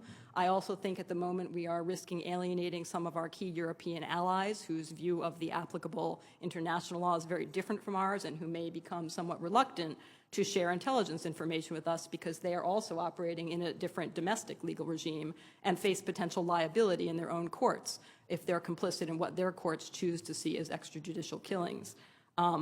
I also think it's unwise for separation of powers reasons. As I said, once you cede power open-endedly to the executive branch, it's hard to get it back. And if I were, just from an institutional perspective, I would urge you to be quite careful and measured and detailed in precisely what you mean when you authorize the executive branch to use force, on the theory that it's always easier to give more if it becomes necessary than to take back what has been improvidently given. I also think that it is just unnecessary to expand the AUMF, and here I think maybe this will get to the root of the earlier discussion between Senator King and Senator Levin on what exactly does the administration have the authority to do. The authority to use force is not the same as the authority to enter an armed conflict. It's not an all or nothing matter. It's not as though either we have an armed conflict and you can use force against threats, or you don't have an armed conflict and you can't.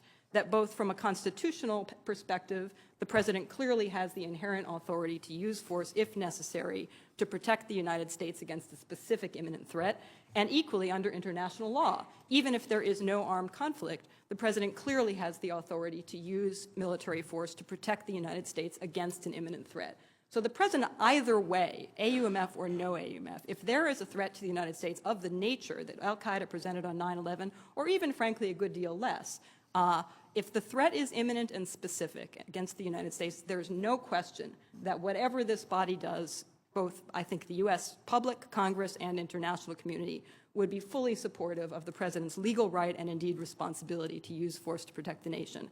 And that's because we have two different legal constructs here. One is the law of armed conflict. One is the international law of self-defense, and they roughly track what Congress could give in the AUMF and what the president has even in the absence of an AUMF.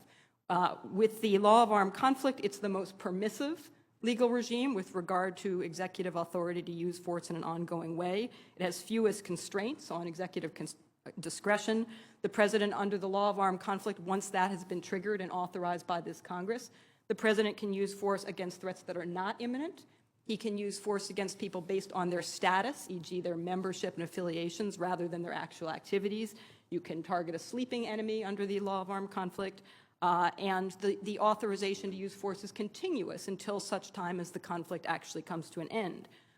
In the international law of self-defense, in contrast, which the president, I believe, has a right to use under his inherent constitutional authorities, the president there are fewer legal constraints. There are more legal constraints insofar as precisely because it doesn't require congressional approval, the president is presumed to be limited to using force to the extent necessary to respond to an imminent specific threat, and the authorization under that inherent regime essentially could be seen as expiring either when the threat has been addressed or at such time that Congress has been able to act to replace it with some other kind of legal regime. So in my view, and I will wrap up here, I think that it would be more appropriate if Congress wants to do something to limit the president's ability to continue to use force under the existing AUMF with a sunset clause or something similar.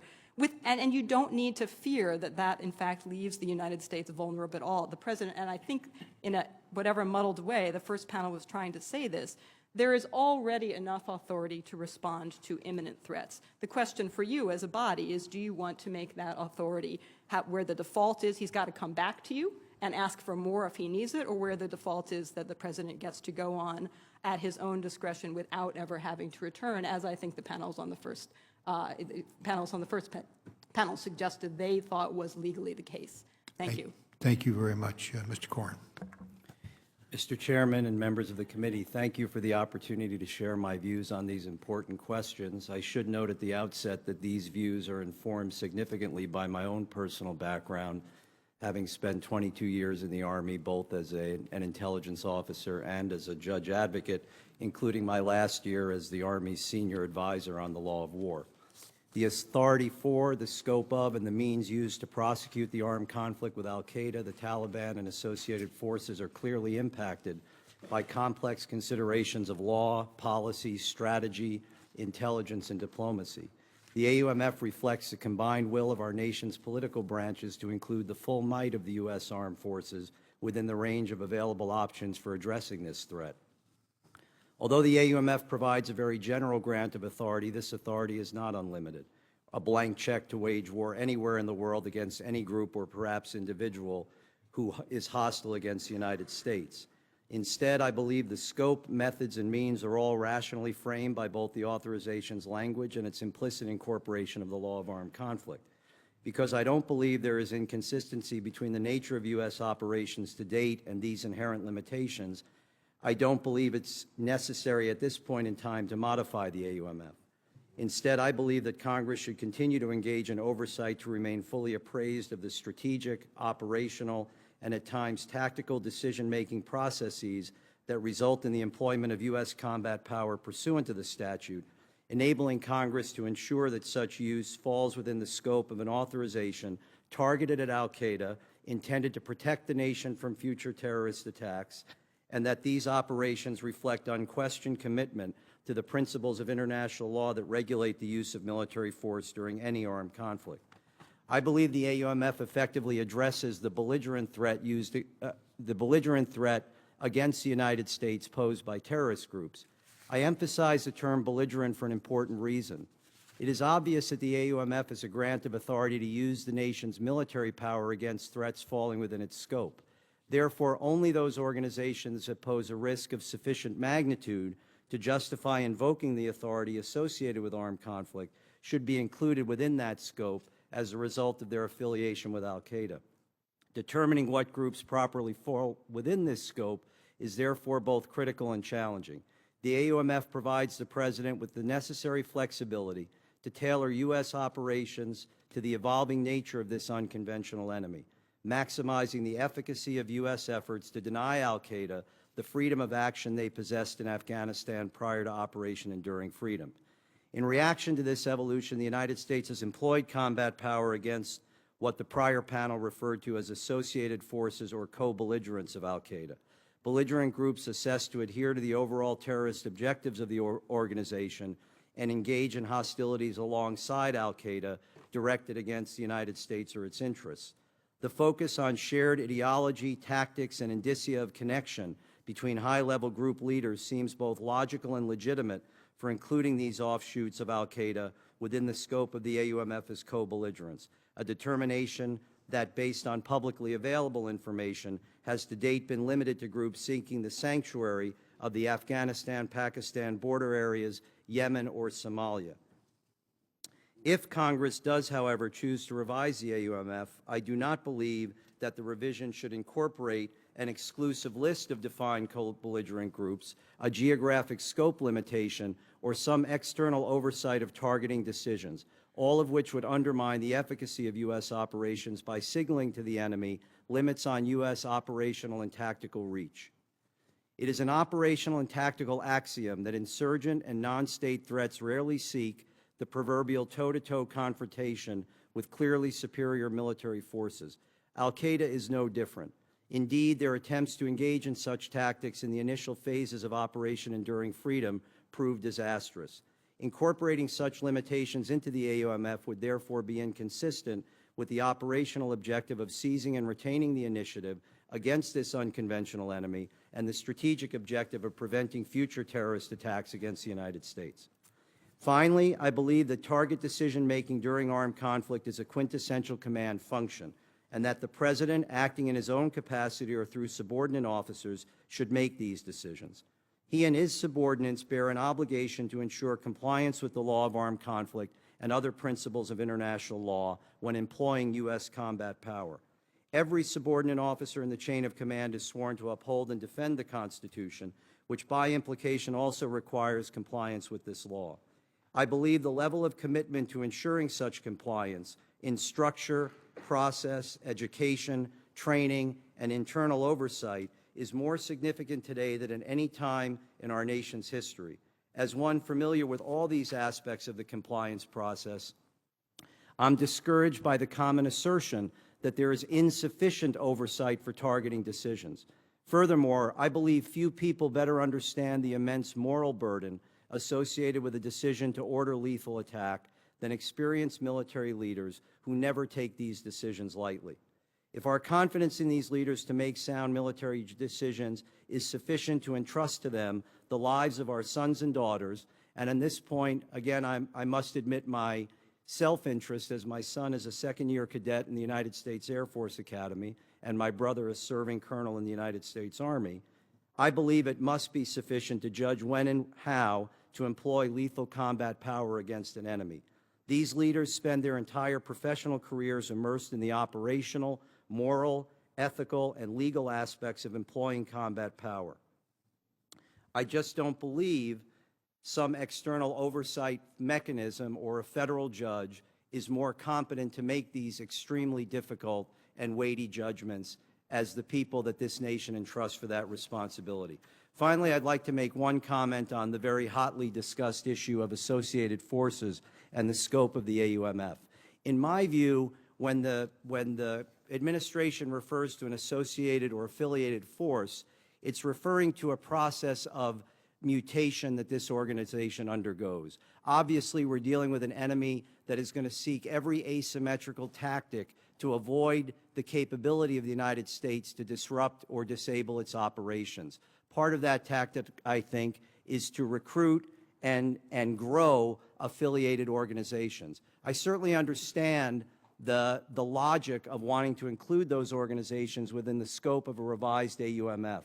My concern echoes that of Senator Inhofe, which is the risk is if you open that Pandora's box, what other changes to this authority might be included in the statute, which I believe could denigrate or limit the effectiveness of U.S. military operations. And so while I believe Congress absolutely has an important function to ensure that the use of force under the statute is consistent with the underlying principles that frame the enactment of the AUMF, which is to defeat al-Qaeda as an entity in the corporate sense and protect the United States from future terrorist attacks, I don't believe at this point in time it's necessary to modify the statute. Thank you.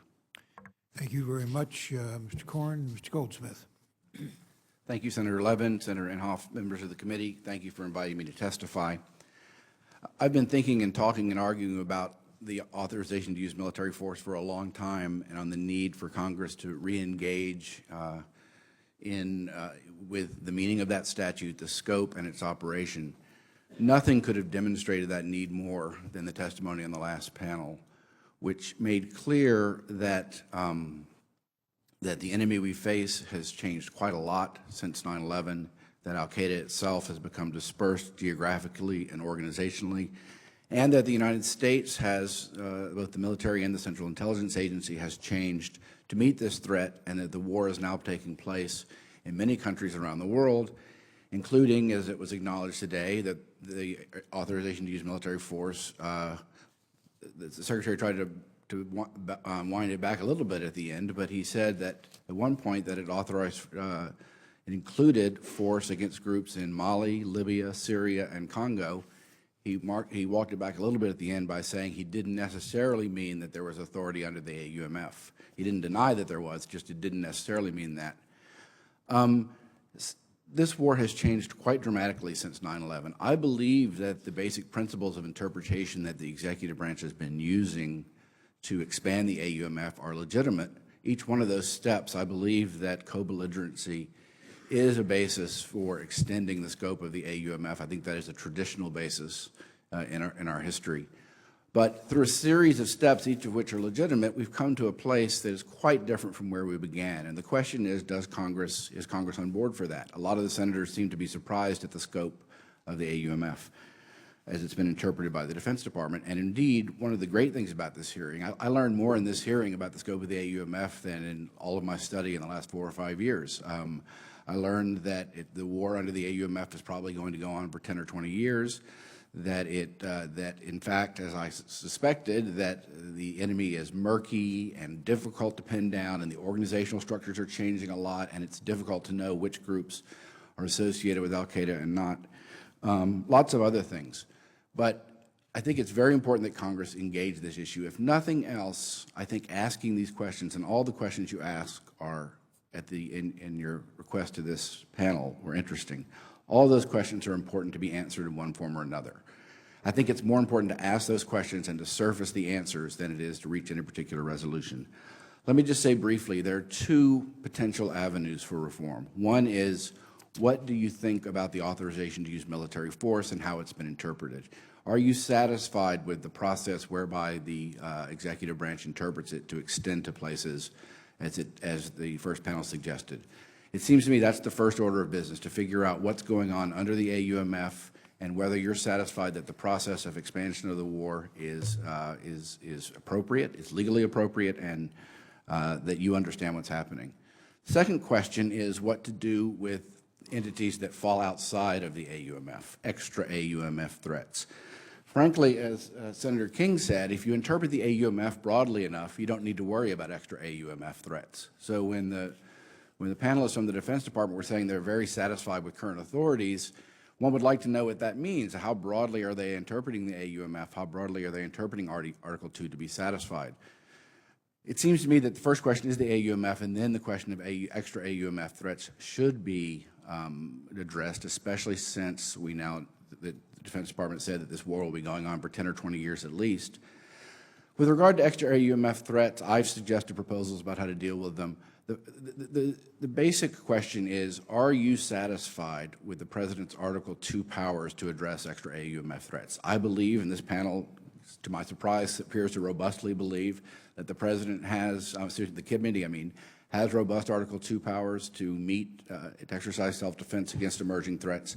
I think those powers are robust. I don't think they're appropriate for long-term conflict against the same set of groups. So if a group arises that we're in armed conflict with, that presents a persistent threat, that's outside the AUMF, I don't believe that Article 2 will suffice for that. I think that Congress needs to engage and authorize that. I'll stop there. Thank you very much. Thank you very much, Mr. Goldsmith. Mr. Roth. Thank you very much, Chairman Levin, Senator Inhofe, members of the committee. My organization, Human Rights Watch, monitors rights in about 90 countries around the world, including basically in every situation where there's an armed conflict. We have people on the ground. And so my testimony today is going to be from a rights perspective. And I have to say that from that perspective, probably the most important distinction is the one between war and peace. In peace, one can still kill if you're a law enforcement agent, but only if necessary to meet an imminent lethal threat. One can still detain, but only with full due process. In war, in many cases, those rules are significantly liberalized. One can kill a combatant on a battlefield. One can detain, often without charge or trial. And so the basic rights to life and liberty are at stake in this war-peace distinction. And that's especially true with the kind of threat that this nation faces, where there is not a traditional battlefield or traditional enemy to limit the application of war powers. With that in mind, while I fully recognize the seriousness of the threats facing this nation, I also want to stress the importance of pursuing those threats in a way that maximizes the protection of our rights. And I'm concerned here not simply about the actions of the U.S. government, but also about the precedents that the U.S. government sets for other governments that may have much less attention to the rights of their citizens or others. And just to illustrate the concern, there are many serious security threats that are out in the world, not just terrorism, but also drug traffickers, international criminal gangs, and the like. What is to stop a nation from simply declaring a war against, say, a drug trafficking organization. Not the metaphorical war against drugs that we're all used to, but a real war. I think we have to be careful in the precedents that we set in going after terrorist groups that may pose a threat, but that may be more appropriately pursued through more traditional law enforcement means rather than the resort to the exceptional war powers.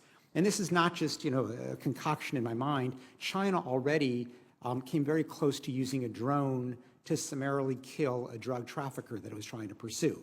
In the end, it captured him. But it's easy to imagine the Chinas and the Russias of the world deciding to declare war on the Dalai Lama and his splitists, or Uyghur nationalists, or Chechen nationalists and the like. We have to be very careful about the precedents set when the U.S. sets aside the traditional rights associated with law enforcement and resorts to the exceptional treatment of rights that exist in time of war. Now, there is going to come a time when the AUMF's authority will end. There's a debate this morning about how soon that is, but it's quite foreseeable that the war with the Taliban is going to end fairly quickly.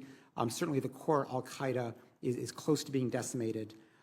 The definition of associated forces, the topic of much debate this morning, I think if properly understood is limited to co-belligerents, clearly does not include groups like al-Nusra, which, despite their ideological affinity with al-Qaeda, there is zero evidence that they are pursuing the United States in a threatening manner. So I think we have to be very careful about extending or expanding war powers unnecessarily because of the rights costs involved. So my recommendation would be, first of all, to note that there is plenty that the President and the U.S. government have to defend ourselves without extending those war powers. Certainly our intelligence and monitoring capacities are greatly bolstered since 9/11, 12 years ago. We've had much discussion about the inherent authority of self-defense or Article II powers. I would add to that simply the police powers the President has to pursue law enforcement means, including lethal force in appropriate circumstances. The President certainly has not asked for any extended war authorization. And what we don't want, I think, is any kind of revamp of the AUMF, which would amount to an open-ended forever war authority, one in which war becomes routine rather than exceptional. The proposal that new groups be periodically listed, I think it'd be very difficult given the morphing character of many of these groups. And I worry very much about one of the proposals that's been bandied about, that Congress in essence write a blank check, allowing the administration to write in the names over time of the latest security threat. I actually think that would put Congress in a weaker authority with respect to its war powers, rather than insisting on the President coming and asking for authority to pursue any particular group not currently covered by the AUMF. I want to take a moment, if I could, to address the drone issue, because while I fully recognize that the use of drones can actually be an improvement from the perspective of protecting civilians, given their precision, given their ability to linger before actually firing, they do have that capacity. But my concern is with the lack of a clear articulation by the administration of what are the rules limiting its ability to mount these lethal attacks. And we certainly didn't hear it this morning. There are lots of vague references to the laws of armed conflict, but there is no transparency and no clear definition about what cannot be done. And so as a result, we have deep concerns about whether the drones in fact are being deployed lawfully. There was mention of the reported signature strikes.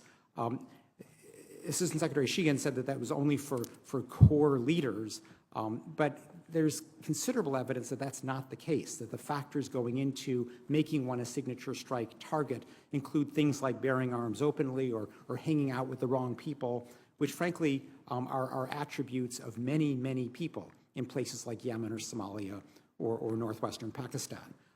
Drivers, cooks, doctors, financiers in these areas could all very well be associated with the local al-Qaeda or al-Shabaab. They could very well be appropriate terrorist concerns, but they would not be combatants under the laws of armed conflicts. And I'm very concerned that this loose definition of signature strikes is allowing these people who may have criminal associations to be treated as combatants and summarily killed when they should not be.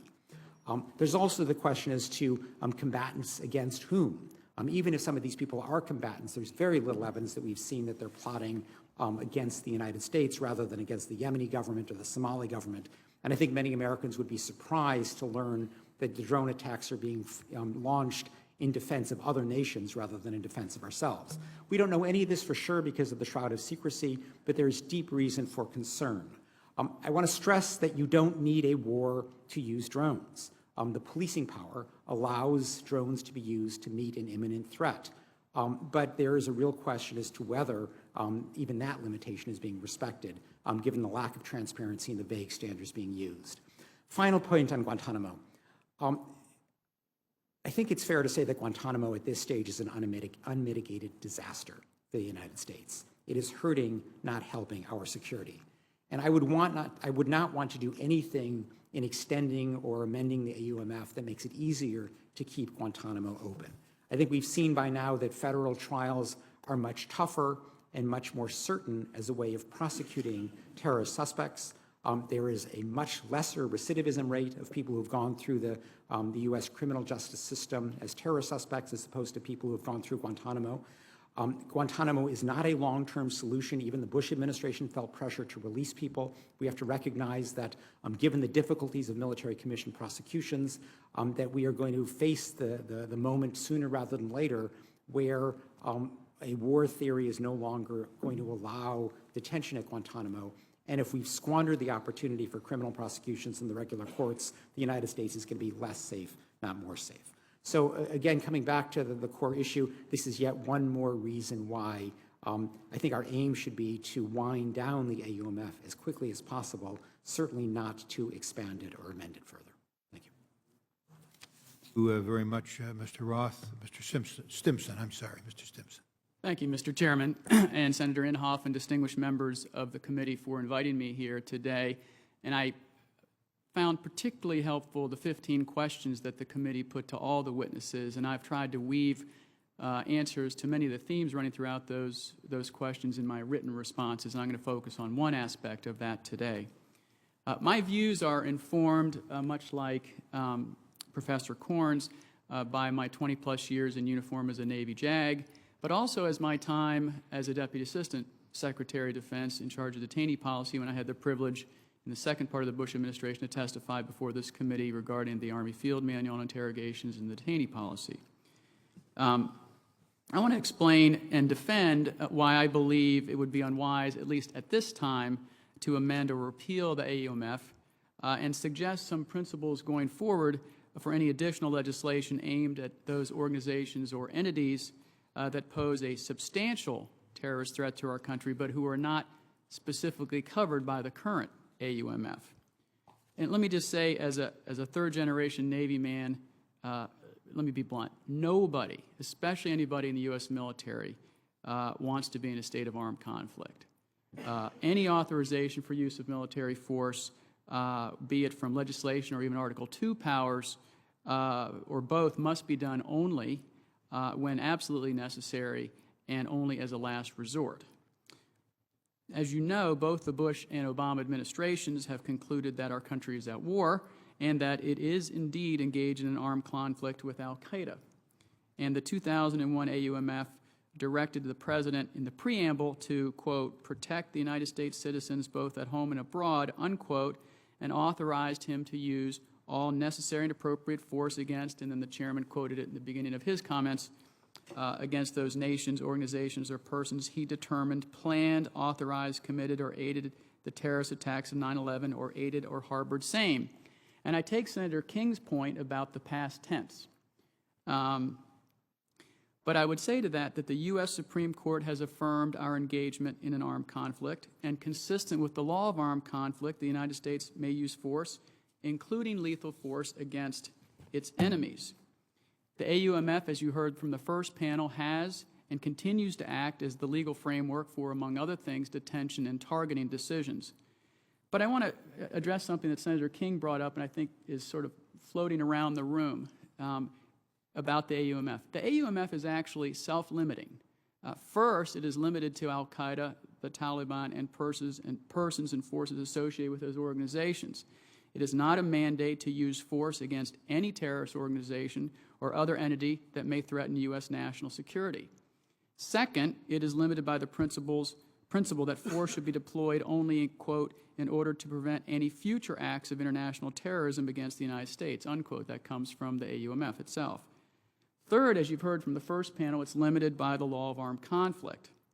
Both administrations have taken the rather realistic and unremarkable position that there is no geographic limit to the AUMF. The enemy is where the enemy is. The current AUMF is consistent with the law of armed conflict and our national and international obligations. It is not, as some have argued, a boundless source of tyranny and infringement upon other nations' sovereignty. Now, I would be remiss if I didn't point out the obvious, that we've made, obviously, great strides in defeating or at least degrading the capacity of the narrow class of groups and individuals subject to the AUMF. But until and unless those subject to the AUMF no longer pose a substantial national security threat to the United States, the AUMF should remain in place. Repealing or amending the AUMF prematurely would be unwise. It will hopefully obsolete itself as al-Qaeda and the Taliban and associated forces are eventually defeated, which I think we can all agree on is a worthy goal. At the same time, I would commend the committee to read additional materials, especially the one proposed by Professor Goldsmith and some colleagues, to start thinking about what comes after the AUMF, because the day when it will no longer be sufficient to meet the evolving terrorist threat, I think, is approaching. I think we can debate how long or how close we are, but I think it's approaching. Assessing that evolving terrorist threat, as I detail more in my written comments, is a critical first step. And if that particular evolving terrorist threat from groups that do not fall within the narrow bounds of the AUMF poses a substantial national security threat to the United States, then acting under the principle of national self-defense, the Congress may, and I stress the word may, need to consider additional legislation to confront that threat. And I would respectfully suggest keeping these principles in mind when considering additional legislation, which I go into more detail in my written submission to the committee. One, any additional legislation must grow out of an actual national security threat to the United States and a need for that legislation. Two, it should follow the substance of the current AUMF and also authorize the President to use, quote, all necessary and appropriate force, unquote. And I want to pick up on Professor Korn's comments to that regard. And three, crafting the legislation consistent with Youngstown Sheet and Tube should be done in a way that's an open and transparent manner and brings the three branches of the government, at least the two branches of the government, together. Finally, I want to touch on something Mr. Roth said. We must not forget that we have greatly enhanced our nation's capabilities to confront international terrorist threats since 9/11. Any additional legislation must be measured against the already existing intelligence gathering, law enforcement, and other capacities we have as a country, and then only authorized if necessary. In closing, I want to commend this committee for holding the hearing. Counterterrorism strategy and the defense of our country should not be a partisan issue. We can and must debate these different approaches, but we need to do so in a civil, apolitical manner. The threat of international terrorism is indeed real, and I commend the committee for trying to work together to craft answers to these 15 tough questions and other the committee may have. Thank you, Mr. Chairman. Well, we thank you very much, Mr. Stimson. We thank you all. Mr. Stimson has laid out the limits inside AUMF on its use, and I'm wondering whether, Ms. Brooks, you agree with those limits.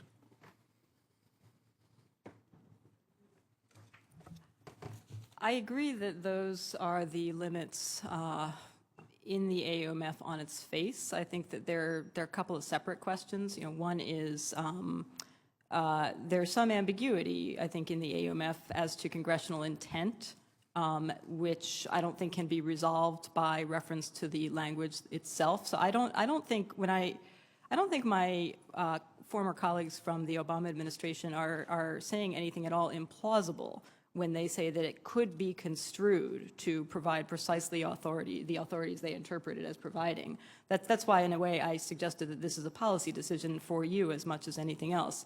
It's the question is, do you want them to have such potentially open-ended authorities? And I also should emphasize, I have enormous respect for their good faith and the great care that they take in their decisions, but I think that's a separate question. I agree, but basically you don't disagree with the statement of Mr. Stimson that there are limits I on the believe, face of the AUMF. I believe there are limits, and I believe that that was Congress's intent. Good. Well, that's good.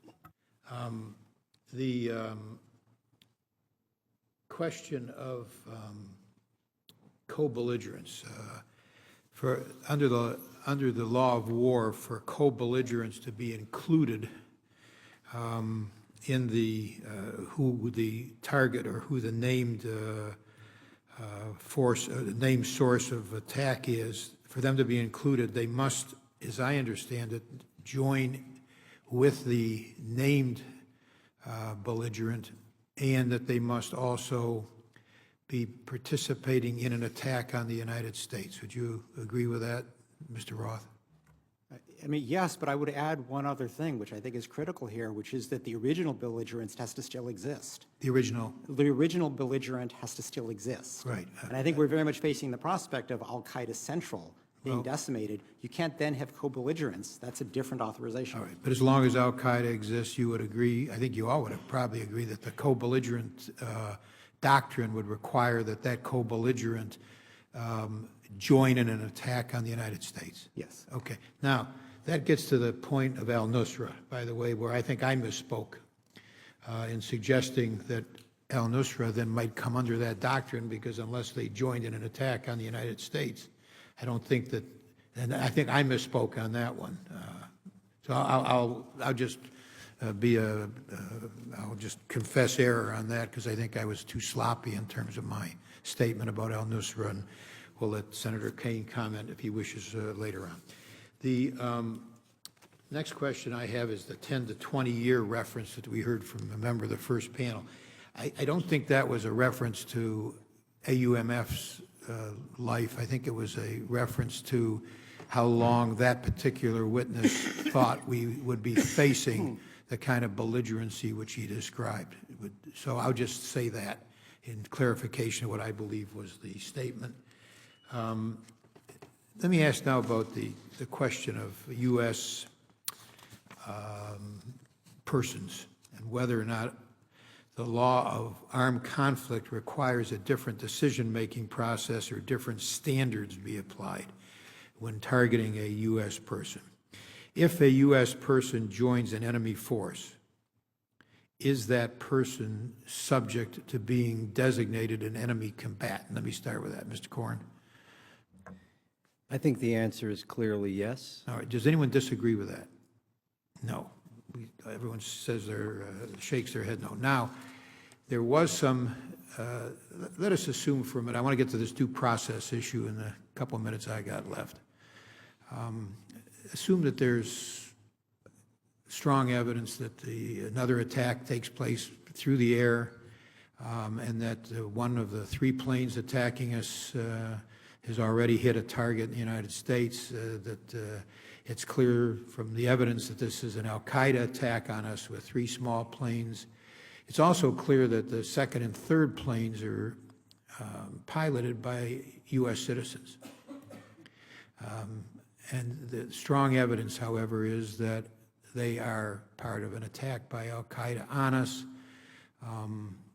Somehow or other they get into U.S. airspace. Let me ask you, Mr. Stimson, I'll start with you on this one. Can the Air Force shoot that plane down? Well, in the fog of war, where information is always imperfect, under your hypothetical, it's entirely likely that the president may decide that that's necessary. Without due process for those Americans on board?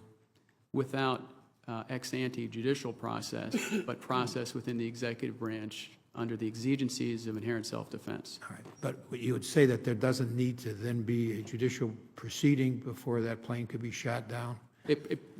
Number one, there may not be any court you could even go to get a judicial process, but secondly, I think time alone would prevent your ability to go to court. Does anyone think that those Americans on that plane that are piloting that plane under the hypothetical I gave you, are entitled to due process. Does anybody think that?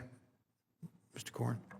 I think they're entitled to due process. I think it begs the question, what process is due? Okay, is If there any they're- due if- process in the ordinary sense of the, No, not in the ordinary sense of having to go get a warrant or a judicial authorization. And furthermore, I don't think a police officer would be required to do that under that exigency, even in peace. I agree with you, but I'm talking about the military. Does the military here have to provide any, under normal definition of due process? Does anybody think they do? I think Mr. Roth? it's important to say that the rules governing the military and the police in a situation of an imminent threat to American life are not different in that sense. In other words, if an American citizen walked in and held a gun to your head, the police could shoot to kill if that was the last resort to stop. And I agree, but I'm talking about the military. If it was a soldier, you could do the same thing.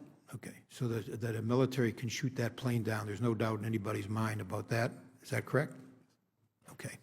My time's up. Thank you, Senator Inhofe. Yeah, well, thank you, Mr. Chairman. I want to make mine very brief. As you well know, I have the senior position on Environment Public Works, and that starting in 3 minutes, there is probably one of the most controversial nominees coming up for a confirmation, and I must be there. But let me just, in my opening statement, you guys may not have all been here at that time because you're the second panel. I confessed, and confession's good for the soul, that I was not really firm on either side of this. I wanted to hear, I wanted to learn, I did, and I have.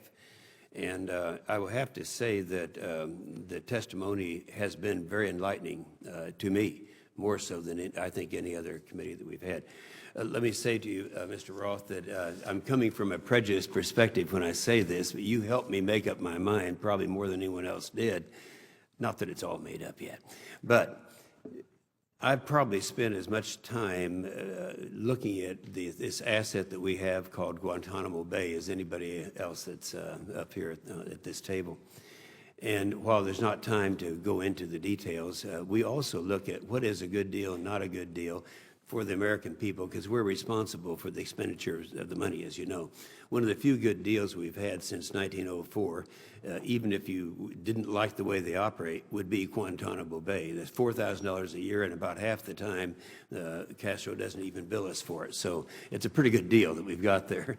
I've also looked at the resources that are there, and I feel very strongly in disagreement with you in terms of the proper use of that facility, and while it is a resource and an asset that should be properly used. Mr. Stimson, you were Deputy Assistant Secretary for Defense for Detainee Affairs under both Rumsfeld and Gates. Is that correct? Yes, sir. And you finalized the overarching Department of Defense instruction related to detainees, drafted the Military Commission Act of 2006, and republished the Army Field Manual on Interrogations. It was a team effort, sir, but they were done during my time. You're involved. Now, I was. consider you to be an expert. It would be very knowledgeable, certainly. Do you agree with Mr. Roth that Guantanamo is a, quote, unmitigated disaster? No. Mr. I Corn? believe that we need to have a place when we're in a state of armed conflict to detain the enemy. Yeah. And I've been somewhat agnostic about the zip code of where we hold them. I understand that, for example, if we bring them to the United States, there may be additional rights and privileges that would accrue to them. And I also believe that when I was in office, President Bush announced that he would very much like to close it. And, you know, there are now 166 people there compared to the 779. But we've expended tremendous resources there. So I think even if it was ordered closed tomorrow for purposes of the law of war detainees, missions would continue there. I would say that what we can't do is debate that right now, because Right. there also is another problem of detention or incarceration in the United States. The very nature of a terrorist and what his mission is to make other people terrorists. And so I don't want to get into that, although I'd love to have a hearing on this sometime, Mr. Chairman. But nonetheless, you've answered my question. How about you, Mr. Corn? You, from a military perspective, are you familiar with the center there? Do you believe, yes, you Senator. agree that it's an unmitigated disaster? I think that characterization is certainly overbroad. I think that Guantanamo, because of events that occurred there initially, carries with it a connotation of overreaching or maybe inconsistency with core principles that guided our treatment of detainees throughout the history of our armed forces. I think if the conditions and the standards began as they are today, it would not have that imprimatur. Okay, well, Mr. Chairman, I applaud you on this panel. It's been very, very helpful, and I yield back. Senator, could I just maybe give just a brief word in terms Well, okay, I've got a serious problem upstairs on the fourth I'll be floor. very Go quick. ahead. I mean, the reason I say this is... And I wasn't saying this as critically as perhaps it sounded. There just wasn't time to elaborate. I understand. Go ahead. But my reasoning is this: in the 12 years since 9/11, there have been about 500 successful prosecutions in federal civilian court of terrorists. There have been 2 trials in Guantanamo, both of which have been reversed, and then 5 guilty pleas. There are, we're spending $1.5 million a year per detainee. It is a scar on America's reputation. It's not a sustainable situation, and that's why I think it's an... Again, I do think if we have a hearing on this, I'll invite you, would encourage the majority to invite you as a witness. I appreciate it. Thank you. Thank you, Senator Inhofe. Senator Kane. Thank you, Mr. Chair. This has been a great hearing, and it's helped me crystallize my thinking a bit. There's a constitutional ambiguity that goes back to the language in Article 1 and Article 2. The Article 1 language, and I think that Congress is in Article 1, the first article for a reason, establishes that Congress has that power to declare war, and the executive power in Article 2 talks about the President's powers, somewhat undefined but clearly expansive, as Commander-in-Chief. That somewhat vague line, which I think we have to assume was written vaguely intentionally by those who wrote the language, and additional political realities, to me, suggest that we have a situation where throughout our history there's often been executive overreach in matters of war, and I think excessive deference by Congress. And I think that those 2 trends are actually perhaps getting more severe for a variety of reasons that I don't need to go into. In response to a point made by Professor Korn, I strongly believe that decisions about targeting, tactics, et cetera, are for the executive. There should be congressional discussion and oversight, certainly, but you're right. If we trust our military leaders to do what we empower them to do, then we shouldn't be making those decisions. So in terms of the prosecution of hostilities, I think it is extremely important that that power be an executive power, and that we give broad latitude to it. But I believe even more strongly that Congress has to jealously guard its prerogative to commence hostilities and to decide against whom those hostilities will be commenced. So the power to declare war is not just we're in a state of hostility, but also a pretty clear definition of who are we hostile to, who is this war to be commenced against. And that's been the thing about the hearing that has been important for me, is getting at this notion under the AUMF of who exactly was that AUMF to authorize hostilities against. Now, there was discussion in the first panel about traditional law of war and co-belligerents, and that's a very important and fairly long-standing doctrine, traditional law of war. And yet the questions to the first panel suggested to me that they viewed associated groups under the AUMF as not the same as co-belligerents, because they acknowledge certain groups as associated groups under the AUMF against whom, according to their interpretation, we could take action, that have not declared any particular hostility to the United States. They may have chosen to ally with al-Qaeda in one theater or another, but they haven't declared any particular hostility to the United States. So that is what concerns me, Mr. Chair, about this, is does the AUMF broadly, if it allows associated groups to include groups that have popped up long after 9/11, who have not yet declared hostility to the United States, but they get swept into the AUMF purely because they've declared an allegiance for some reason to al-Qaeda, then that causes me grave concern about this jealous prerogative that Congress needs to guard. Against whom are we declaring war? So the only real question I have is for each of you, and it's great to have so many law professors here at once. I asked a question to the panel about whether, courts have validated this issue that associated groups who had no connection with 9/11, who popped up after 9/11, or in the President's words from his State of the Union, these new groups that have emerged, is the legal authority clear, insofar as it's been litigated, the groups that had no connection with 9/11 that have popped up since are in fact encompassed within the legal framework of the AUMF.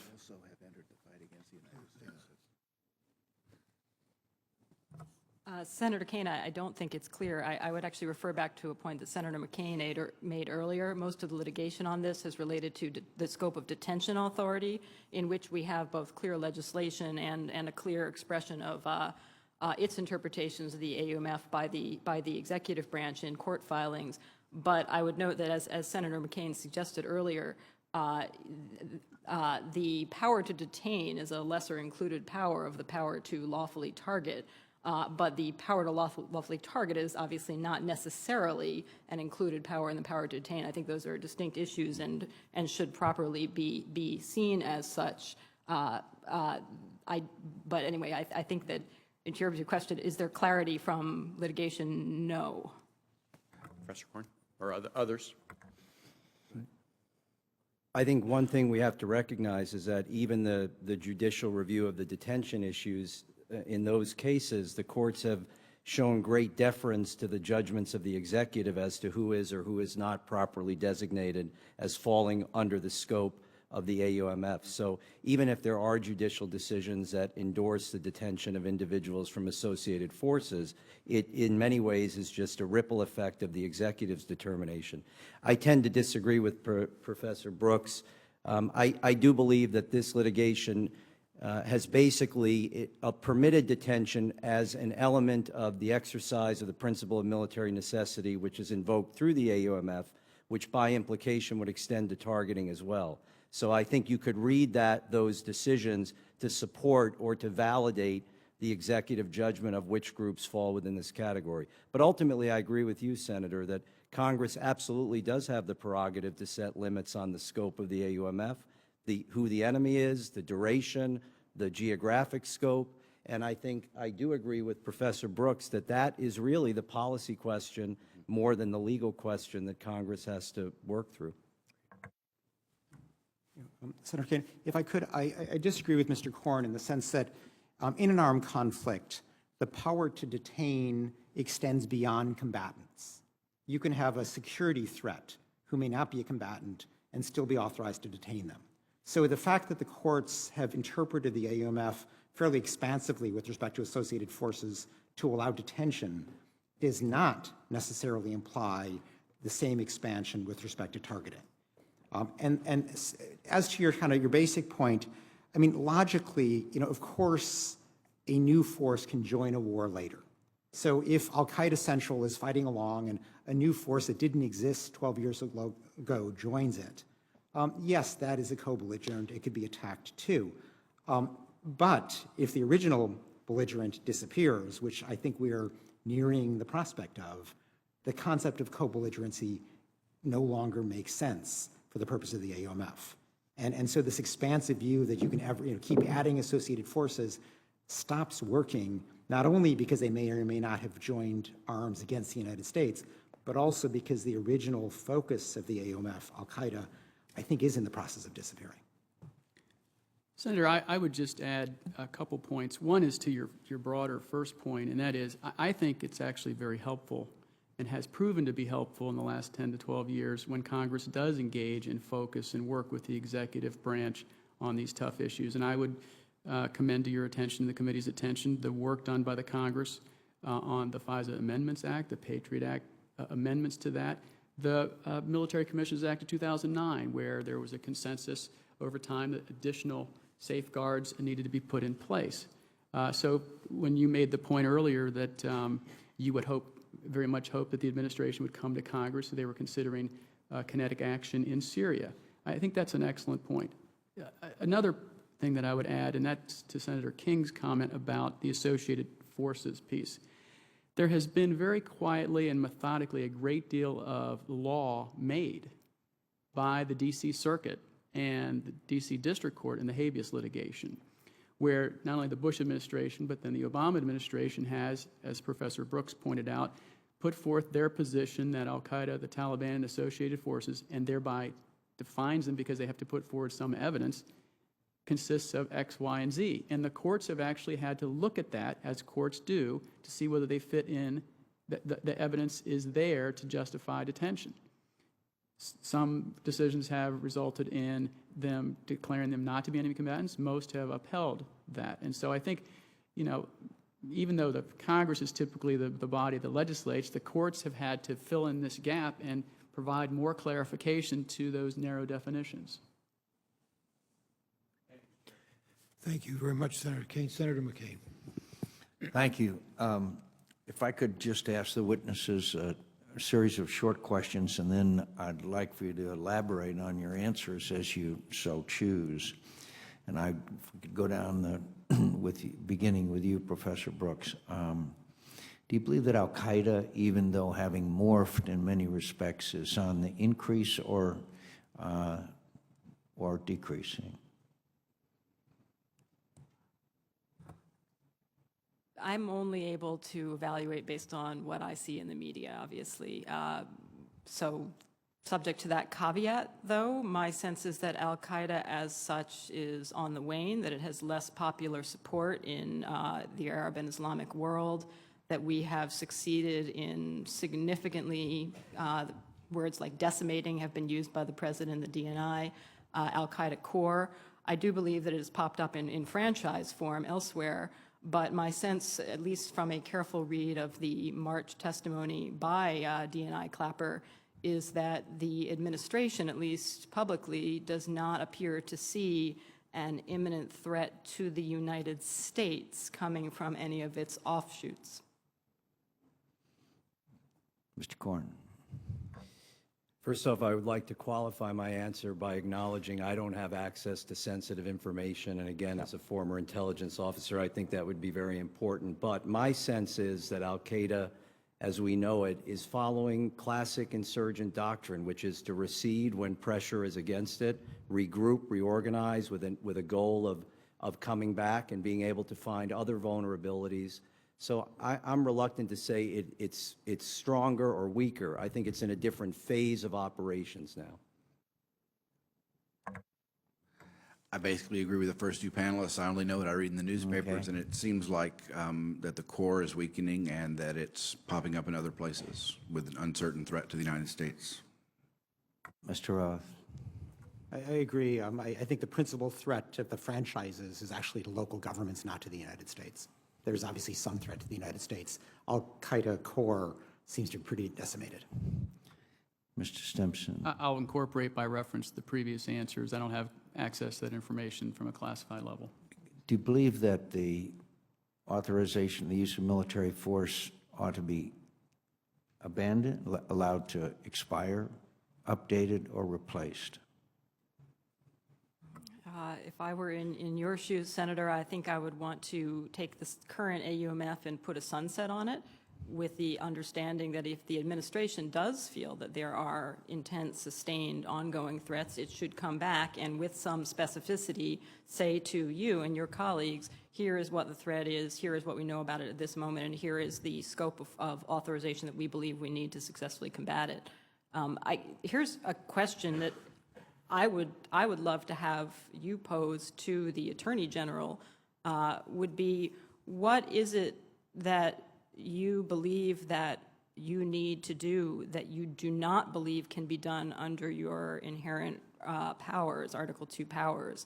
Because insofar as there's a policy question, which is a separate one, there's the legal question, but it seems to me that if what the administration is saying is we believe we ought to and can protect the nation while limiting our use of force to prevent imminent threats of attack to the United States, then I don't see that the AUMF is needed. Wow. That's a question. In other for words, them. we should go out and kill people, and it's really okay. I couldn't. That's a very interesting answer, Mr. Corn. Of the options of Replacing, outright replacement, updating, or allowing it to expire. Of those three options, my choice would be to update it, Senator. Mr. Goldsmith. I believe you should. Are you adding the cause leave it as it is? Was that one of your options? Yes, Yep, in other words, it has, yes. Well, then I retract the answer. I mean, as I said in my statement, I believe it's not necessary to update it now. I can understand. I don't think it would be a terrible thing to update it, but I just don't think it's necessary at this point. Senator, I believe that the Congress should get its hands around what's going on under the AUMF and figure out how the AUMF is being used to authorize the executive to use force in various countries.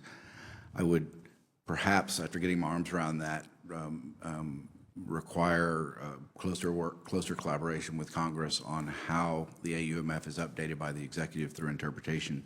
Only after you figure out what's going on under the AUMF and what the nature of the extra AUMF threats are, and whether Article 2 powers are enough to meet those threats, can you address legislation for extra AUMF threats? Thank you. Mr. Roth. Senator, with the U.S. war against the Taliban winding down by our choice, with al-Qaeda Central decimated by the president's view, I think the AUMF is reaching its expiration date very quickly, and I would hasten that. Your question to Professor Brooks, does that mean we can just run out and kill people? No, there are still strict laws limiting that, although killing people is sometimes possible. I mean, to come back to the chairman's example, if there is an imminent threat to life, and there is We're no not talking alternative about to use imminent, lethal force. I'm not talking about imminent threats, Mr. Roth. We're all in agreement on imminent threats. But then if there are other groups that don't pose an imminent threat, but that there's a desire on the president's part to use military force against, he should seek congressional authorization rather than using the vague terms of the AUMF, which are coming to an end. Mr. Simpson. I think you keep it as is for now, but at the same time, this hearing and others like it need to probe exactly what Professor Goldsmith is saying, is figure out whether the AUMF is being properly applied and follow the narrow strictures as written, whether there are extra AUMF threats that fall outside it but need to be addressed by legislation, and conduct vigorous oversight. Thank you. My time has expired, Mr. Chairman, but my friends, I suggest you take a trip to the region. Al-Qaeda is all over Mali. Al-Qaeda is in Syria in a bigger and bigger way every day. Al-Qaeda is in Libya. Al-Qaeda is morphing all over the entire region. Maybe not as they were on 9/11, but somehow, and maybe the, quote, core of Al-Qaeda has been decimated, but from my extensive visits to the region, Al-Qaeda is on the march. They've just morphed into a different kind of threat. Could I just ask yes or no, close Guantanamo? Yes, but doesn't address the key point, which is what do we do? Yes, for symbolic reasons, but we still have the problem. Implicit in with my these. question is that we figure out what to do Yes. with the detainees that are there. Yes. Mr. Corn. If we figure out what to do with the detainees, then yes. Wouldn't you, my time has expired, but wouldn't it just be an act of courage on the part of the Congress to find a place to put them and designate it? I mean, it's not that it's rocket science. I agree, Senator. Ms. Goldsmith. Senator, I think that really does turn on the alternative in the United States, because some people confuse closing Gitmo with releasing military detainees. There's also the question whether their conditions of confinement will be better or worse in the United States. I think probably worse based on all the proposals I've seen. But if it truly is a strategic problem and we really can find a replacement, then that would lessen the problem, which I'm doubtful of, then I would say yes. And it's also an image problem and reputation problem. But it might be a reputation problem as well if we just transfer 150 people to maximum security prisons in the United States. It might not just be the location that's the problem. That's what I want to suggest. Good point. Mr. Roth. I agree with that. I mean, I think creating Guantanamo North is not the answer. We should prosecute as many as possible in regular court and then release the rest. There may be some risk involved in that, but there are a lot of people around the world who hate the United States who are not detained. There's just a group of legacy detainees in Guantanamo who happen to be detained, and everybody's afraid to release them. But I think that their continued detention, as the President has pointed out, is at this stage doing more harm than good. If they're a real threat, prosecute them. Otherwise, I think this continued stain on America's reputation is not doing us any good. Yes, Senator, I think it should be closed with two provisos. One, a a very sober assessment, legal assessment and political assessment of what additional rights or privileges they would have here in the United States, and we could hold them under the law of armed conflict. And two, with the very bare understanding that closing Gitmo still won't cause al-Qaeda to love us. There was no Gitmo before 9/11. There was no Gitmo during the Cole bombing. I thank you, Mr. Chairman. I thank you for your indulgence. Thank you very much, Senator McCain. Senator King. Professor Goldsmith, you were here, I think, when you heard my line of questioning and discussion with the prior panel. Here's my question. Clearly, we're in a different kind of situation. This isn't World War II, where you have a beginning and end, peace treaties, declaration of war, Axis powers, and all those kinds of things. This kind of twilight struggle with groups that are metamorphosing all over the world. How do we breathe life into the principle of Congress having the power to declare war and the President having the power to prosecute it in this kind of new set of circumstances? That's the issue that I'm struggling with here. That's a great question, Senator. There are many ways to do that. I think that it is important that Congress stay closer in touch with how the President is prosecuting the war under congressional authorizations. One of the things that this hearing has revealed is that perhaps the executive branch has an interpretation of the AUMF that is interpretation upon interpretation, each one legitimate, but with the enemy morphing everywhere and with the way we're fighting the war changing quite a lot to a more stealth war, that it's taken us to a place that's quite different from 12 years ago through a legitimate process. There are many ways that I think Congress needs to I don't believe that terminating the AUMF is a good idea. I don't think it's feasible, frankly. But I do think Congress, as I said to Senator McCain, should try to get its hands around how the AUMF is being interpreted, whether you agree with it. I think there was progress made when Senator Levin said he'd like to know a list of groups under the AUMF from DoD, and DoD said it would answer that question. That's extraordinary. I don't know what groups DoD thinks is covered by the AUMF. Anything you can do to figure out what the executive branch is doing under the AUMF and determine whether you think it's appropriate to be engaging war in those countries against those groups. And then there is the question, it may not be for now, but for later, it will be if the war against extra AUMF threats is going to go on for decades. There will be a question later about how you deal with threats that aren't under the AUMF, that groups that do threaten the United States. There, I think there needs to be a process worked out between Congress and the President for authorizing the President to use force under the authorization of the Congress. I've made a proposal with some co-authors about setting up an administrative process inside the executive branch that would notify Congress about what groups are actually our enemies. Some have characterized that as an expansion of war powers, but I see that as not that, but as fleshing out who the President thinks the enemy is and who the President's going to be using force against so that Congress can know and act upon that.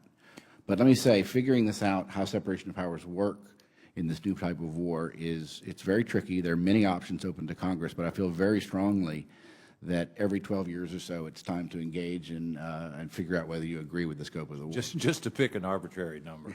Yes, sir. Mr. Stimson, do you have some thoughts on this problem? Now, I'll associate myself with Professor Goldsmith's comments and only add that the point I made to Senator Kane, and that is,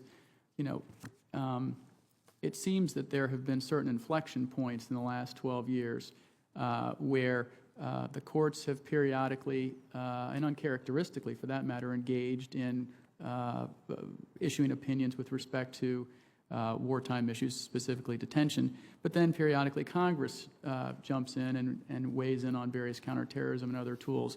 And I think to Jack's point, perhaps a 12-year period might be too long. Thank you. Professor Brooks, do you have a thought about how do we make this principle that was written 200 years ago work in the time of a war that really wasn't contemplated at that time? I happen to think it's an important principle. I want to know how to, as I said, breathe life into it.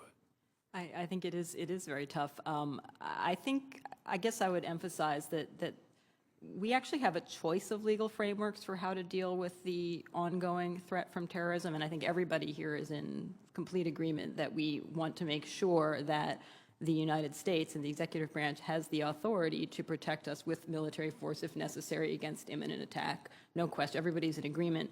I think that the question is just, there's a strategic and a legal question, and they're interrelated. That one is, what's the best way to do that in the long run? Does that mean to sort of limit the use of military force to the really imminent big threats, or is that to go after everybody who's an affiliate of an affiliate of an affiliate because we think that that's the smart way to fight terrorism in the long run? That's the strategic question. Then the legal question, which I think is frankly driven by how we answer that first question. If we think it's the former, if we think that the legal framework that permits us to use force against imminent threats but sort of restricts it, unless something new emerges, then we shouldn't be in the armed conflict framework. We should be in the self-defense and inherent presidential powers framework, and Congress can do that by taking away the AUMF when the war in Afghanistan ends, for instance, by sunsetting it. Well, or the problem if we think, is, though, with a threat like terrorism, where it comes up periodically over a long period of time, self-defense can be used to justify what amounts to a I'm not war. sure I agree with that, and I think this is the question. It seems to me I'm not sure I do either, yeah, but that's what I see happen. I think I see the self-defense framework as more restrictive than the armed conflict framework. The self-defense framework requires essentially the satisfying of a higher threshold of imminence and gravity before force is used than the armed conflict framework, which says you don't need to have the threat be imminent in the normal sense. You can target people based on their status, not their activities, and so forth. So to me, authorization to use force in an ongoing armed conflict against an undefined enemy amounts to far fewer constraints and far less ability for Congress to exercise oversight than saying, no, of course, come back. If there is an imminent threat, use force. If you believe, and here I very much agree with what several of my colleagues on this panel have said, if a specific organization of the nature of al-Qaeda core on September 11, 2001 does emerge, then by all means return to Congress and request a narrowly tailored authorization to use force to address that. My husband is an active duty Army officer, and he's got to go where he's sent.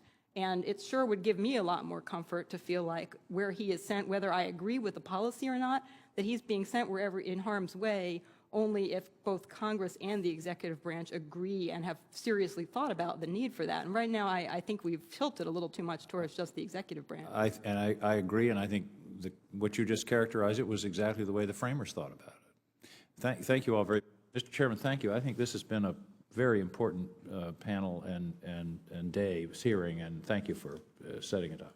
Well, thank you very much for your presence. Those of us who are here today, I think, gained an awful lot from this hearing. I want to read something that I think very clearly gets into the issue which many of us have raised and the panels have addressed. It'll take me about 2 minutes, but I think it really encapsulates something. It's part of Jay Johnson's speech. He says the AUMF, the statutory authorization from 2001, is not open-ended.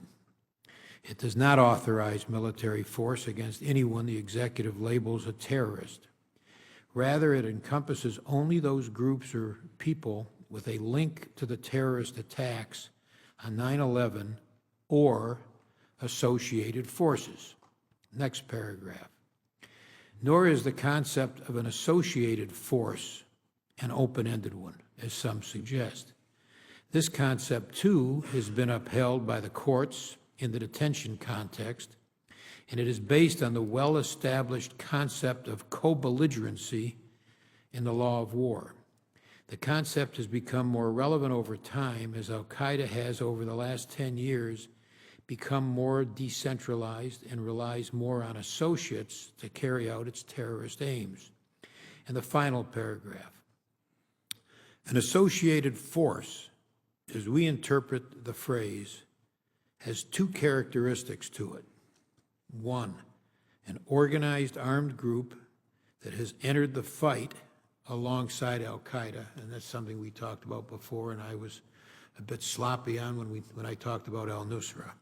So one, it has two characteristics. The first one, an organized armed group that has entered the fight against al-Qaeda, and two, is a co-belligerent with al-Qaeda in hostilities against the United States or its coalition partners.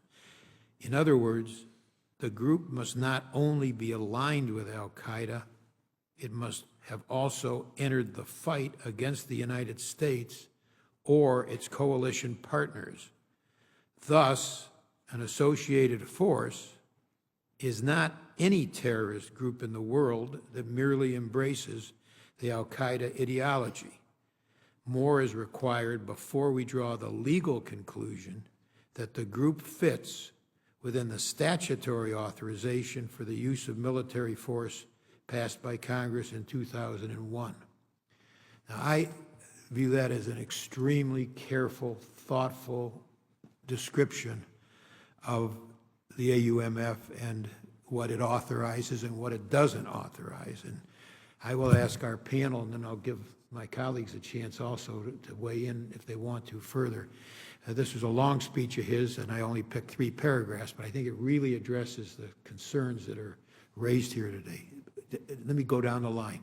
Ms. Brooks, do you agree with that? I think the devil's in the details. I'm not sure what it means to join the fight or fight alongside outside of hot battlefields. I'd like to see some clarification from the administration on what it thinks that means.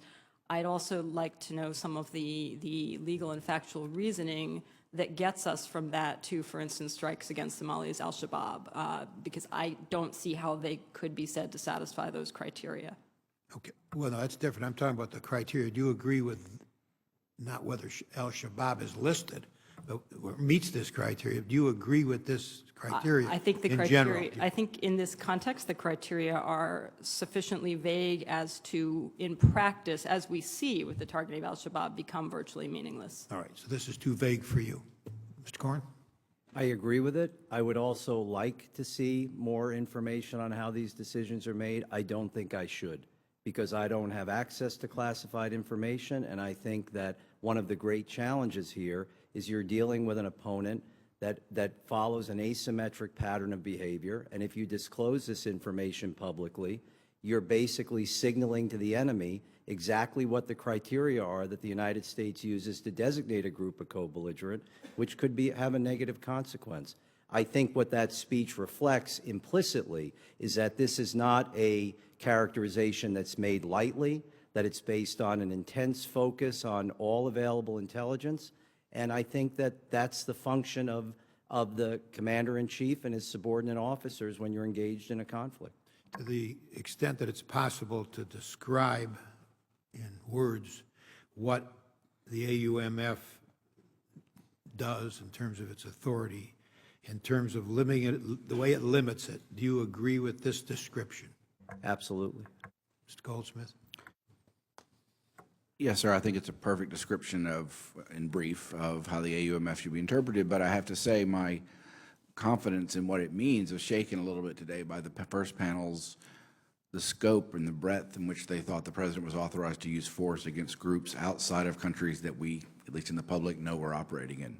So with that caveat, yes, I do think it's a I good didn't ask the statement. first panel if they agreed with this. I should have, but Sure they do, because I'm sure that they do. I think that's the administration's official position, and I'm sure those are the principles that they're applying. But after this, but you agree with those principles? Yes, sir. You I may just not wanna- agree with the application. I just don't know. I'm a little bit. I thought I knew what the application meant, but I'm less confident now after this morning's testimony. In terms of application, but in terms of the principles as laid out here, you like those principles? Yes, sir. Thank you. Mr. Roth? I think we're all saying roughly the same thing, which is as a statement of principle or as a statement of the law, that's fine. We all have real qualms about how that's being applied. As for Congress's role, which is what this is really about here, I mean, my recommendation would be to move as quickly as possible from a situation where the administration on its own is interpreting this in ways that are giving us, a lot of us, pause, to a situation where they've got to ask congressional approval for particular expansions. And that's why, I mean, I think that retiring the AUMF as quickly as possible, not replacing it with a blank check where some administrative procedure determines this, but rather insisting that the presidency or the executive ask Congress if particular groups are to be added to a list of groups with which the United States is at war, that would be the way to proceed. That would be the only way that Congress would have a meaningful role. Otherwise, we're all going to be sitting here and guessing, what facts are justifying seemingly strained interpretations of that principle by the administration. All right. In terms of a statement of principles, you agree with the principles? Fine. Principles are fine, yes. Thank you. Mr. Simpson? Senator, I agree with Jay's, the language you read from Jay's speech. I actually think he gave that over at the Heritage Foundation a couple of years ago, or about a year and a half ago. And I would say that, this administration, especially in the first term, has done a fairly good job with some high-level keynote speeches on various topics like the AUMF. And it probably would have served them well had they done more with respect to the drones issue early on. And it wouldn't have caught up to them the way it did. And so I would encourage the administration to continue, to the extent practicable, to give these high-level speeches at key venues. Thank you. Senator Kane? Mr. Chair, while I might agree with those principles as stated, if I heard you right, I do not think that is a fair characterization of the congressional language in the AUMF. And I'll tell you why. And again, I just heard it. I didn't read it. Under the principle as stated in those paragraphs, a group that popped up long after 9/11 and had no role, therefore, in 9/11, that decided to join the fight with al-Qaeda and join it not against the United States, but against a coalition partner. It says, or its coalition partner. The AUMF would allow us to commence hostilities against a coalition partner, to commence hostilities against a group that had no connection to 9/11 and that had no intention of engaging in hostilities against the United States. And again, while we might have that discussion and as Congress decide that should be done, if that is in fact the administration's interpretation of the AUMF, it would allow the commencement of war absent additional congressional approval in a way that I think was clearly not contemplated by Congress when it passed the AUMF. Putting aside that coalition partner reference. The rest of it, I think, is a fair statement of what the AUMF attempted to do. Interesting. Senator, if I could ask, I mean, I missed that, and I think you're absolutely right to bring that up. I think we tend to think of coalition partner as, NATO partner or whatever, where there's a treaty obligation to come to their defense. But I don't think it's meant that narrowly here. It may well mean, Yemen or Mali, in which case it does, under the administration's... I don't know that they would fit any coalition. Well, I don't know. I mean, in other words, these are the governments with whom we're fighting. So it's worth asking that question. I think at the time this was given, it's the coalition referred to as probably the Afghanistan coalition. Probably so. Probably, but so in that context, it may or may not satisfy a very legitimate concern that Senator Kane has just raised. It may or may not satisfy it if it's referring to that coalition in Afghanistan. So, Senator King, do you want to close off? Well, I'm more concerned less about the specifics of the AUMF or its continued vitality with the underlying principle of how do we deal with the separation of powers issue on this important subject, and the AUMF was a way of dealing with it. My concern after this morning's hearing was that it was being interpreted in such a way that essentially it had no limits. I take the point that you made, and in fact that exact language was in the testimony, in the prepared testimony of one of the witnesses this morning. But I'm still troubled by the open-ended nature of the authorization, and that we, and my question to Professor Goldsmith, how do we deal with this issue of Congress has the responsibility to declare war in a time of essentially limitless. There's no clear ending, beginning, ending, and especially as you interpret it. So anyway, I really appreciate what we've discussed here this morning, and I think it bears a lot further discussion. My concern is not about fighting terrorism. My concern is about open-ended authority to the executive to wage war and send our people into harm's way, and that's exactly what the framers were worried about, and that's why they gave that power to Congress. I think the fear of open-ended authority is one that hopefully all of us share, and I hope all of us share and think that's probably the case, because it's a very legitimate concern. We thank you all. You've been a great panel. You've really helped us, and we'll stand adjourned.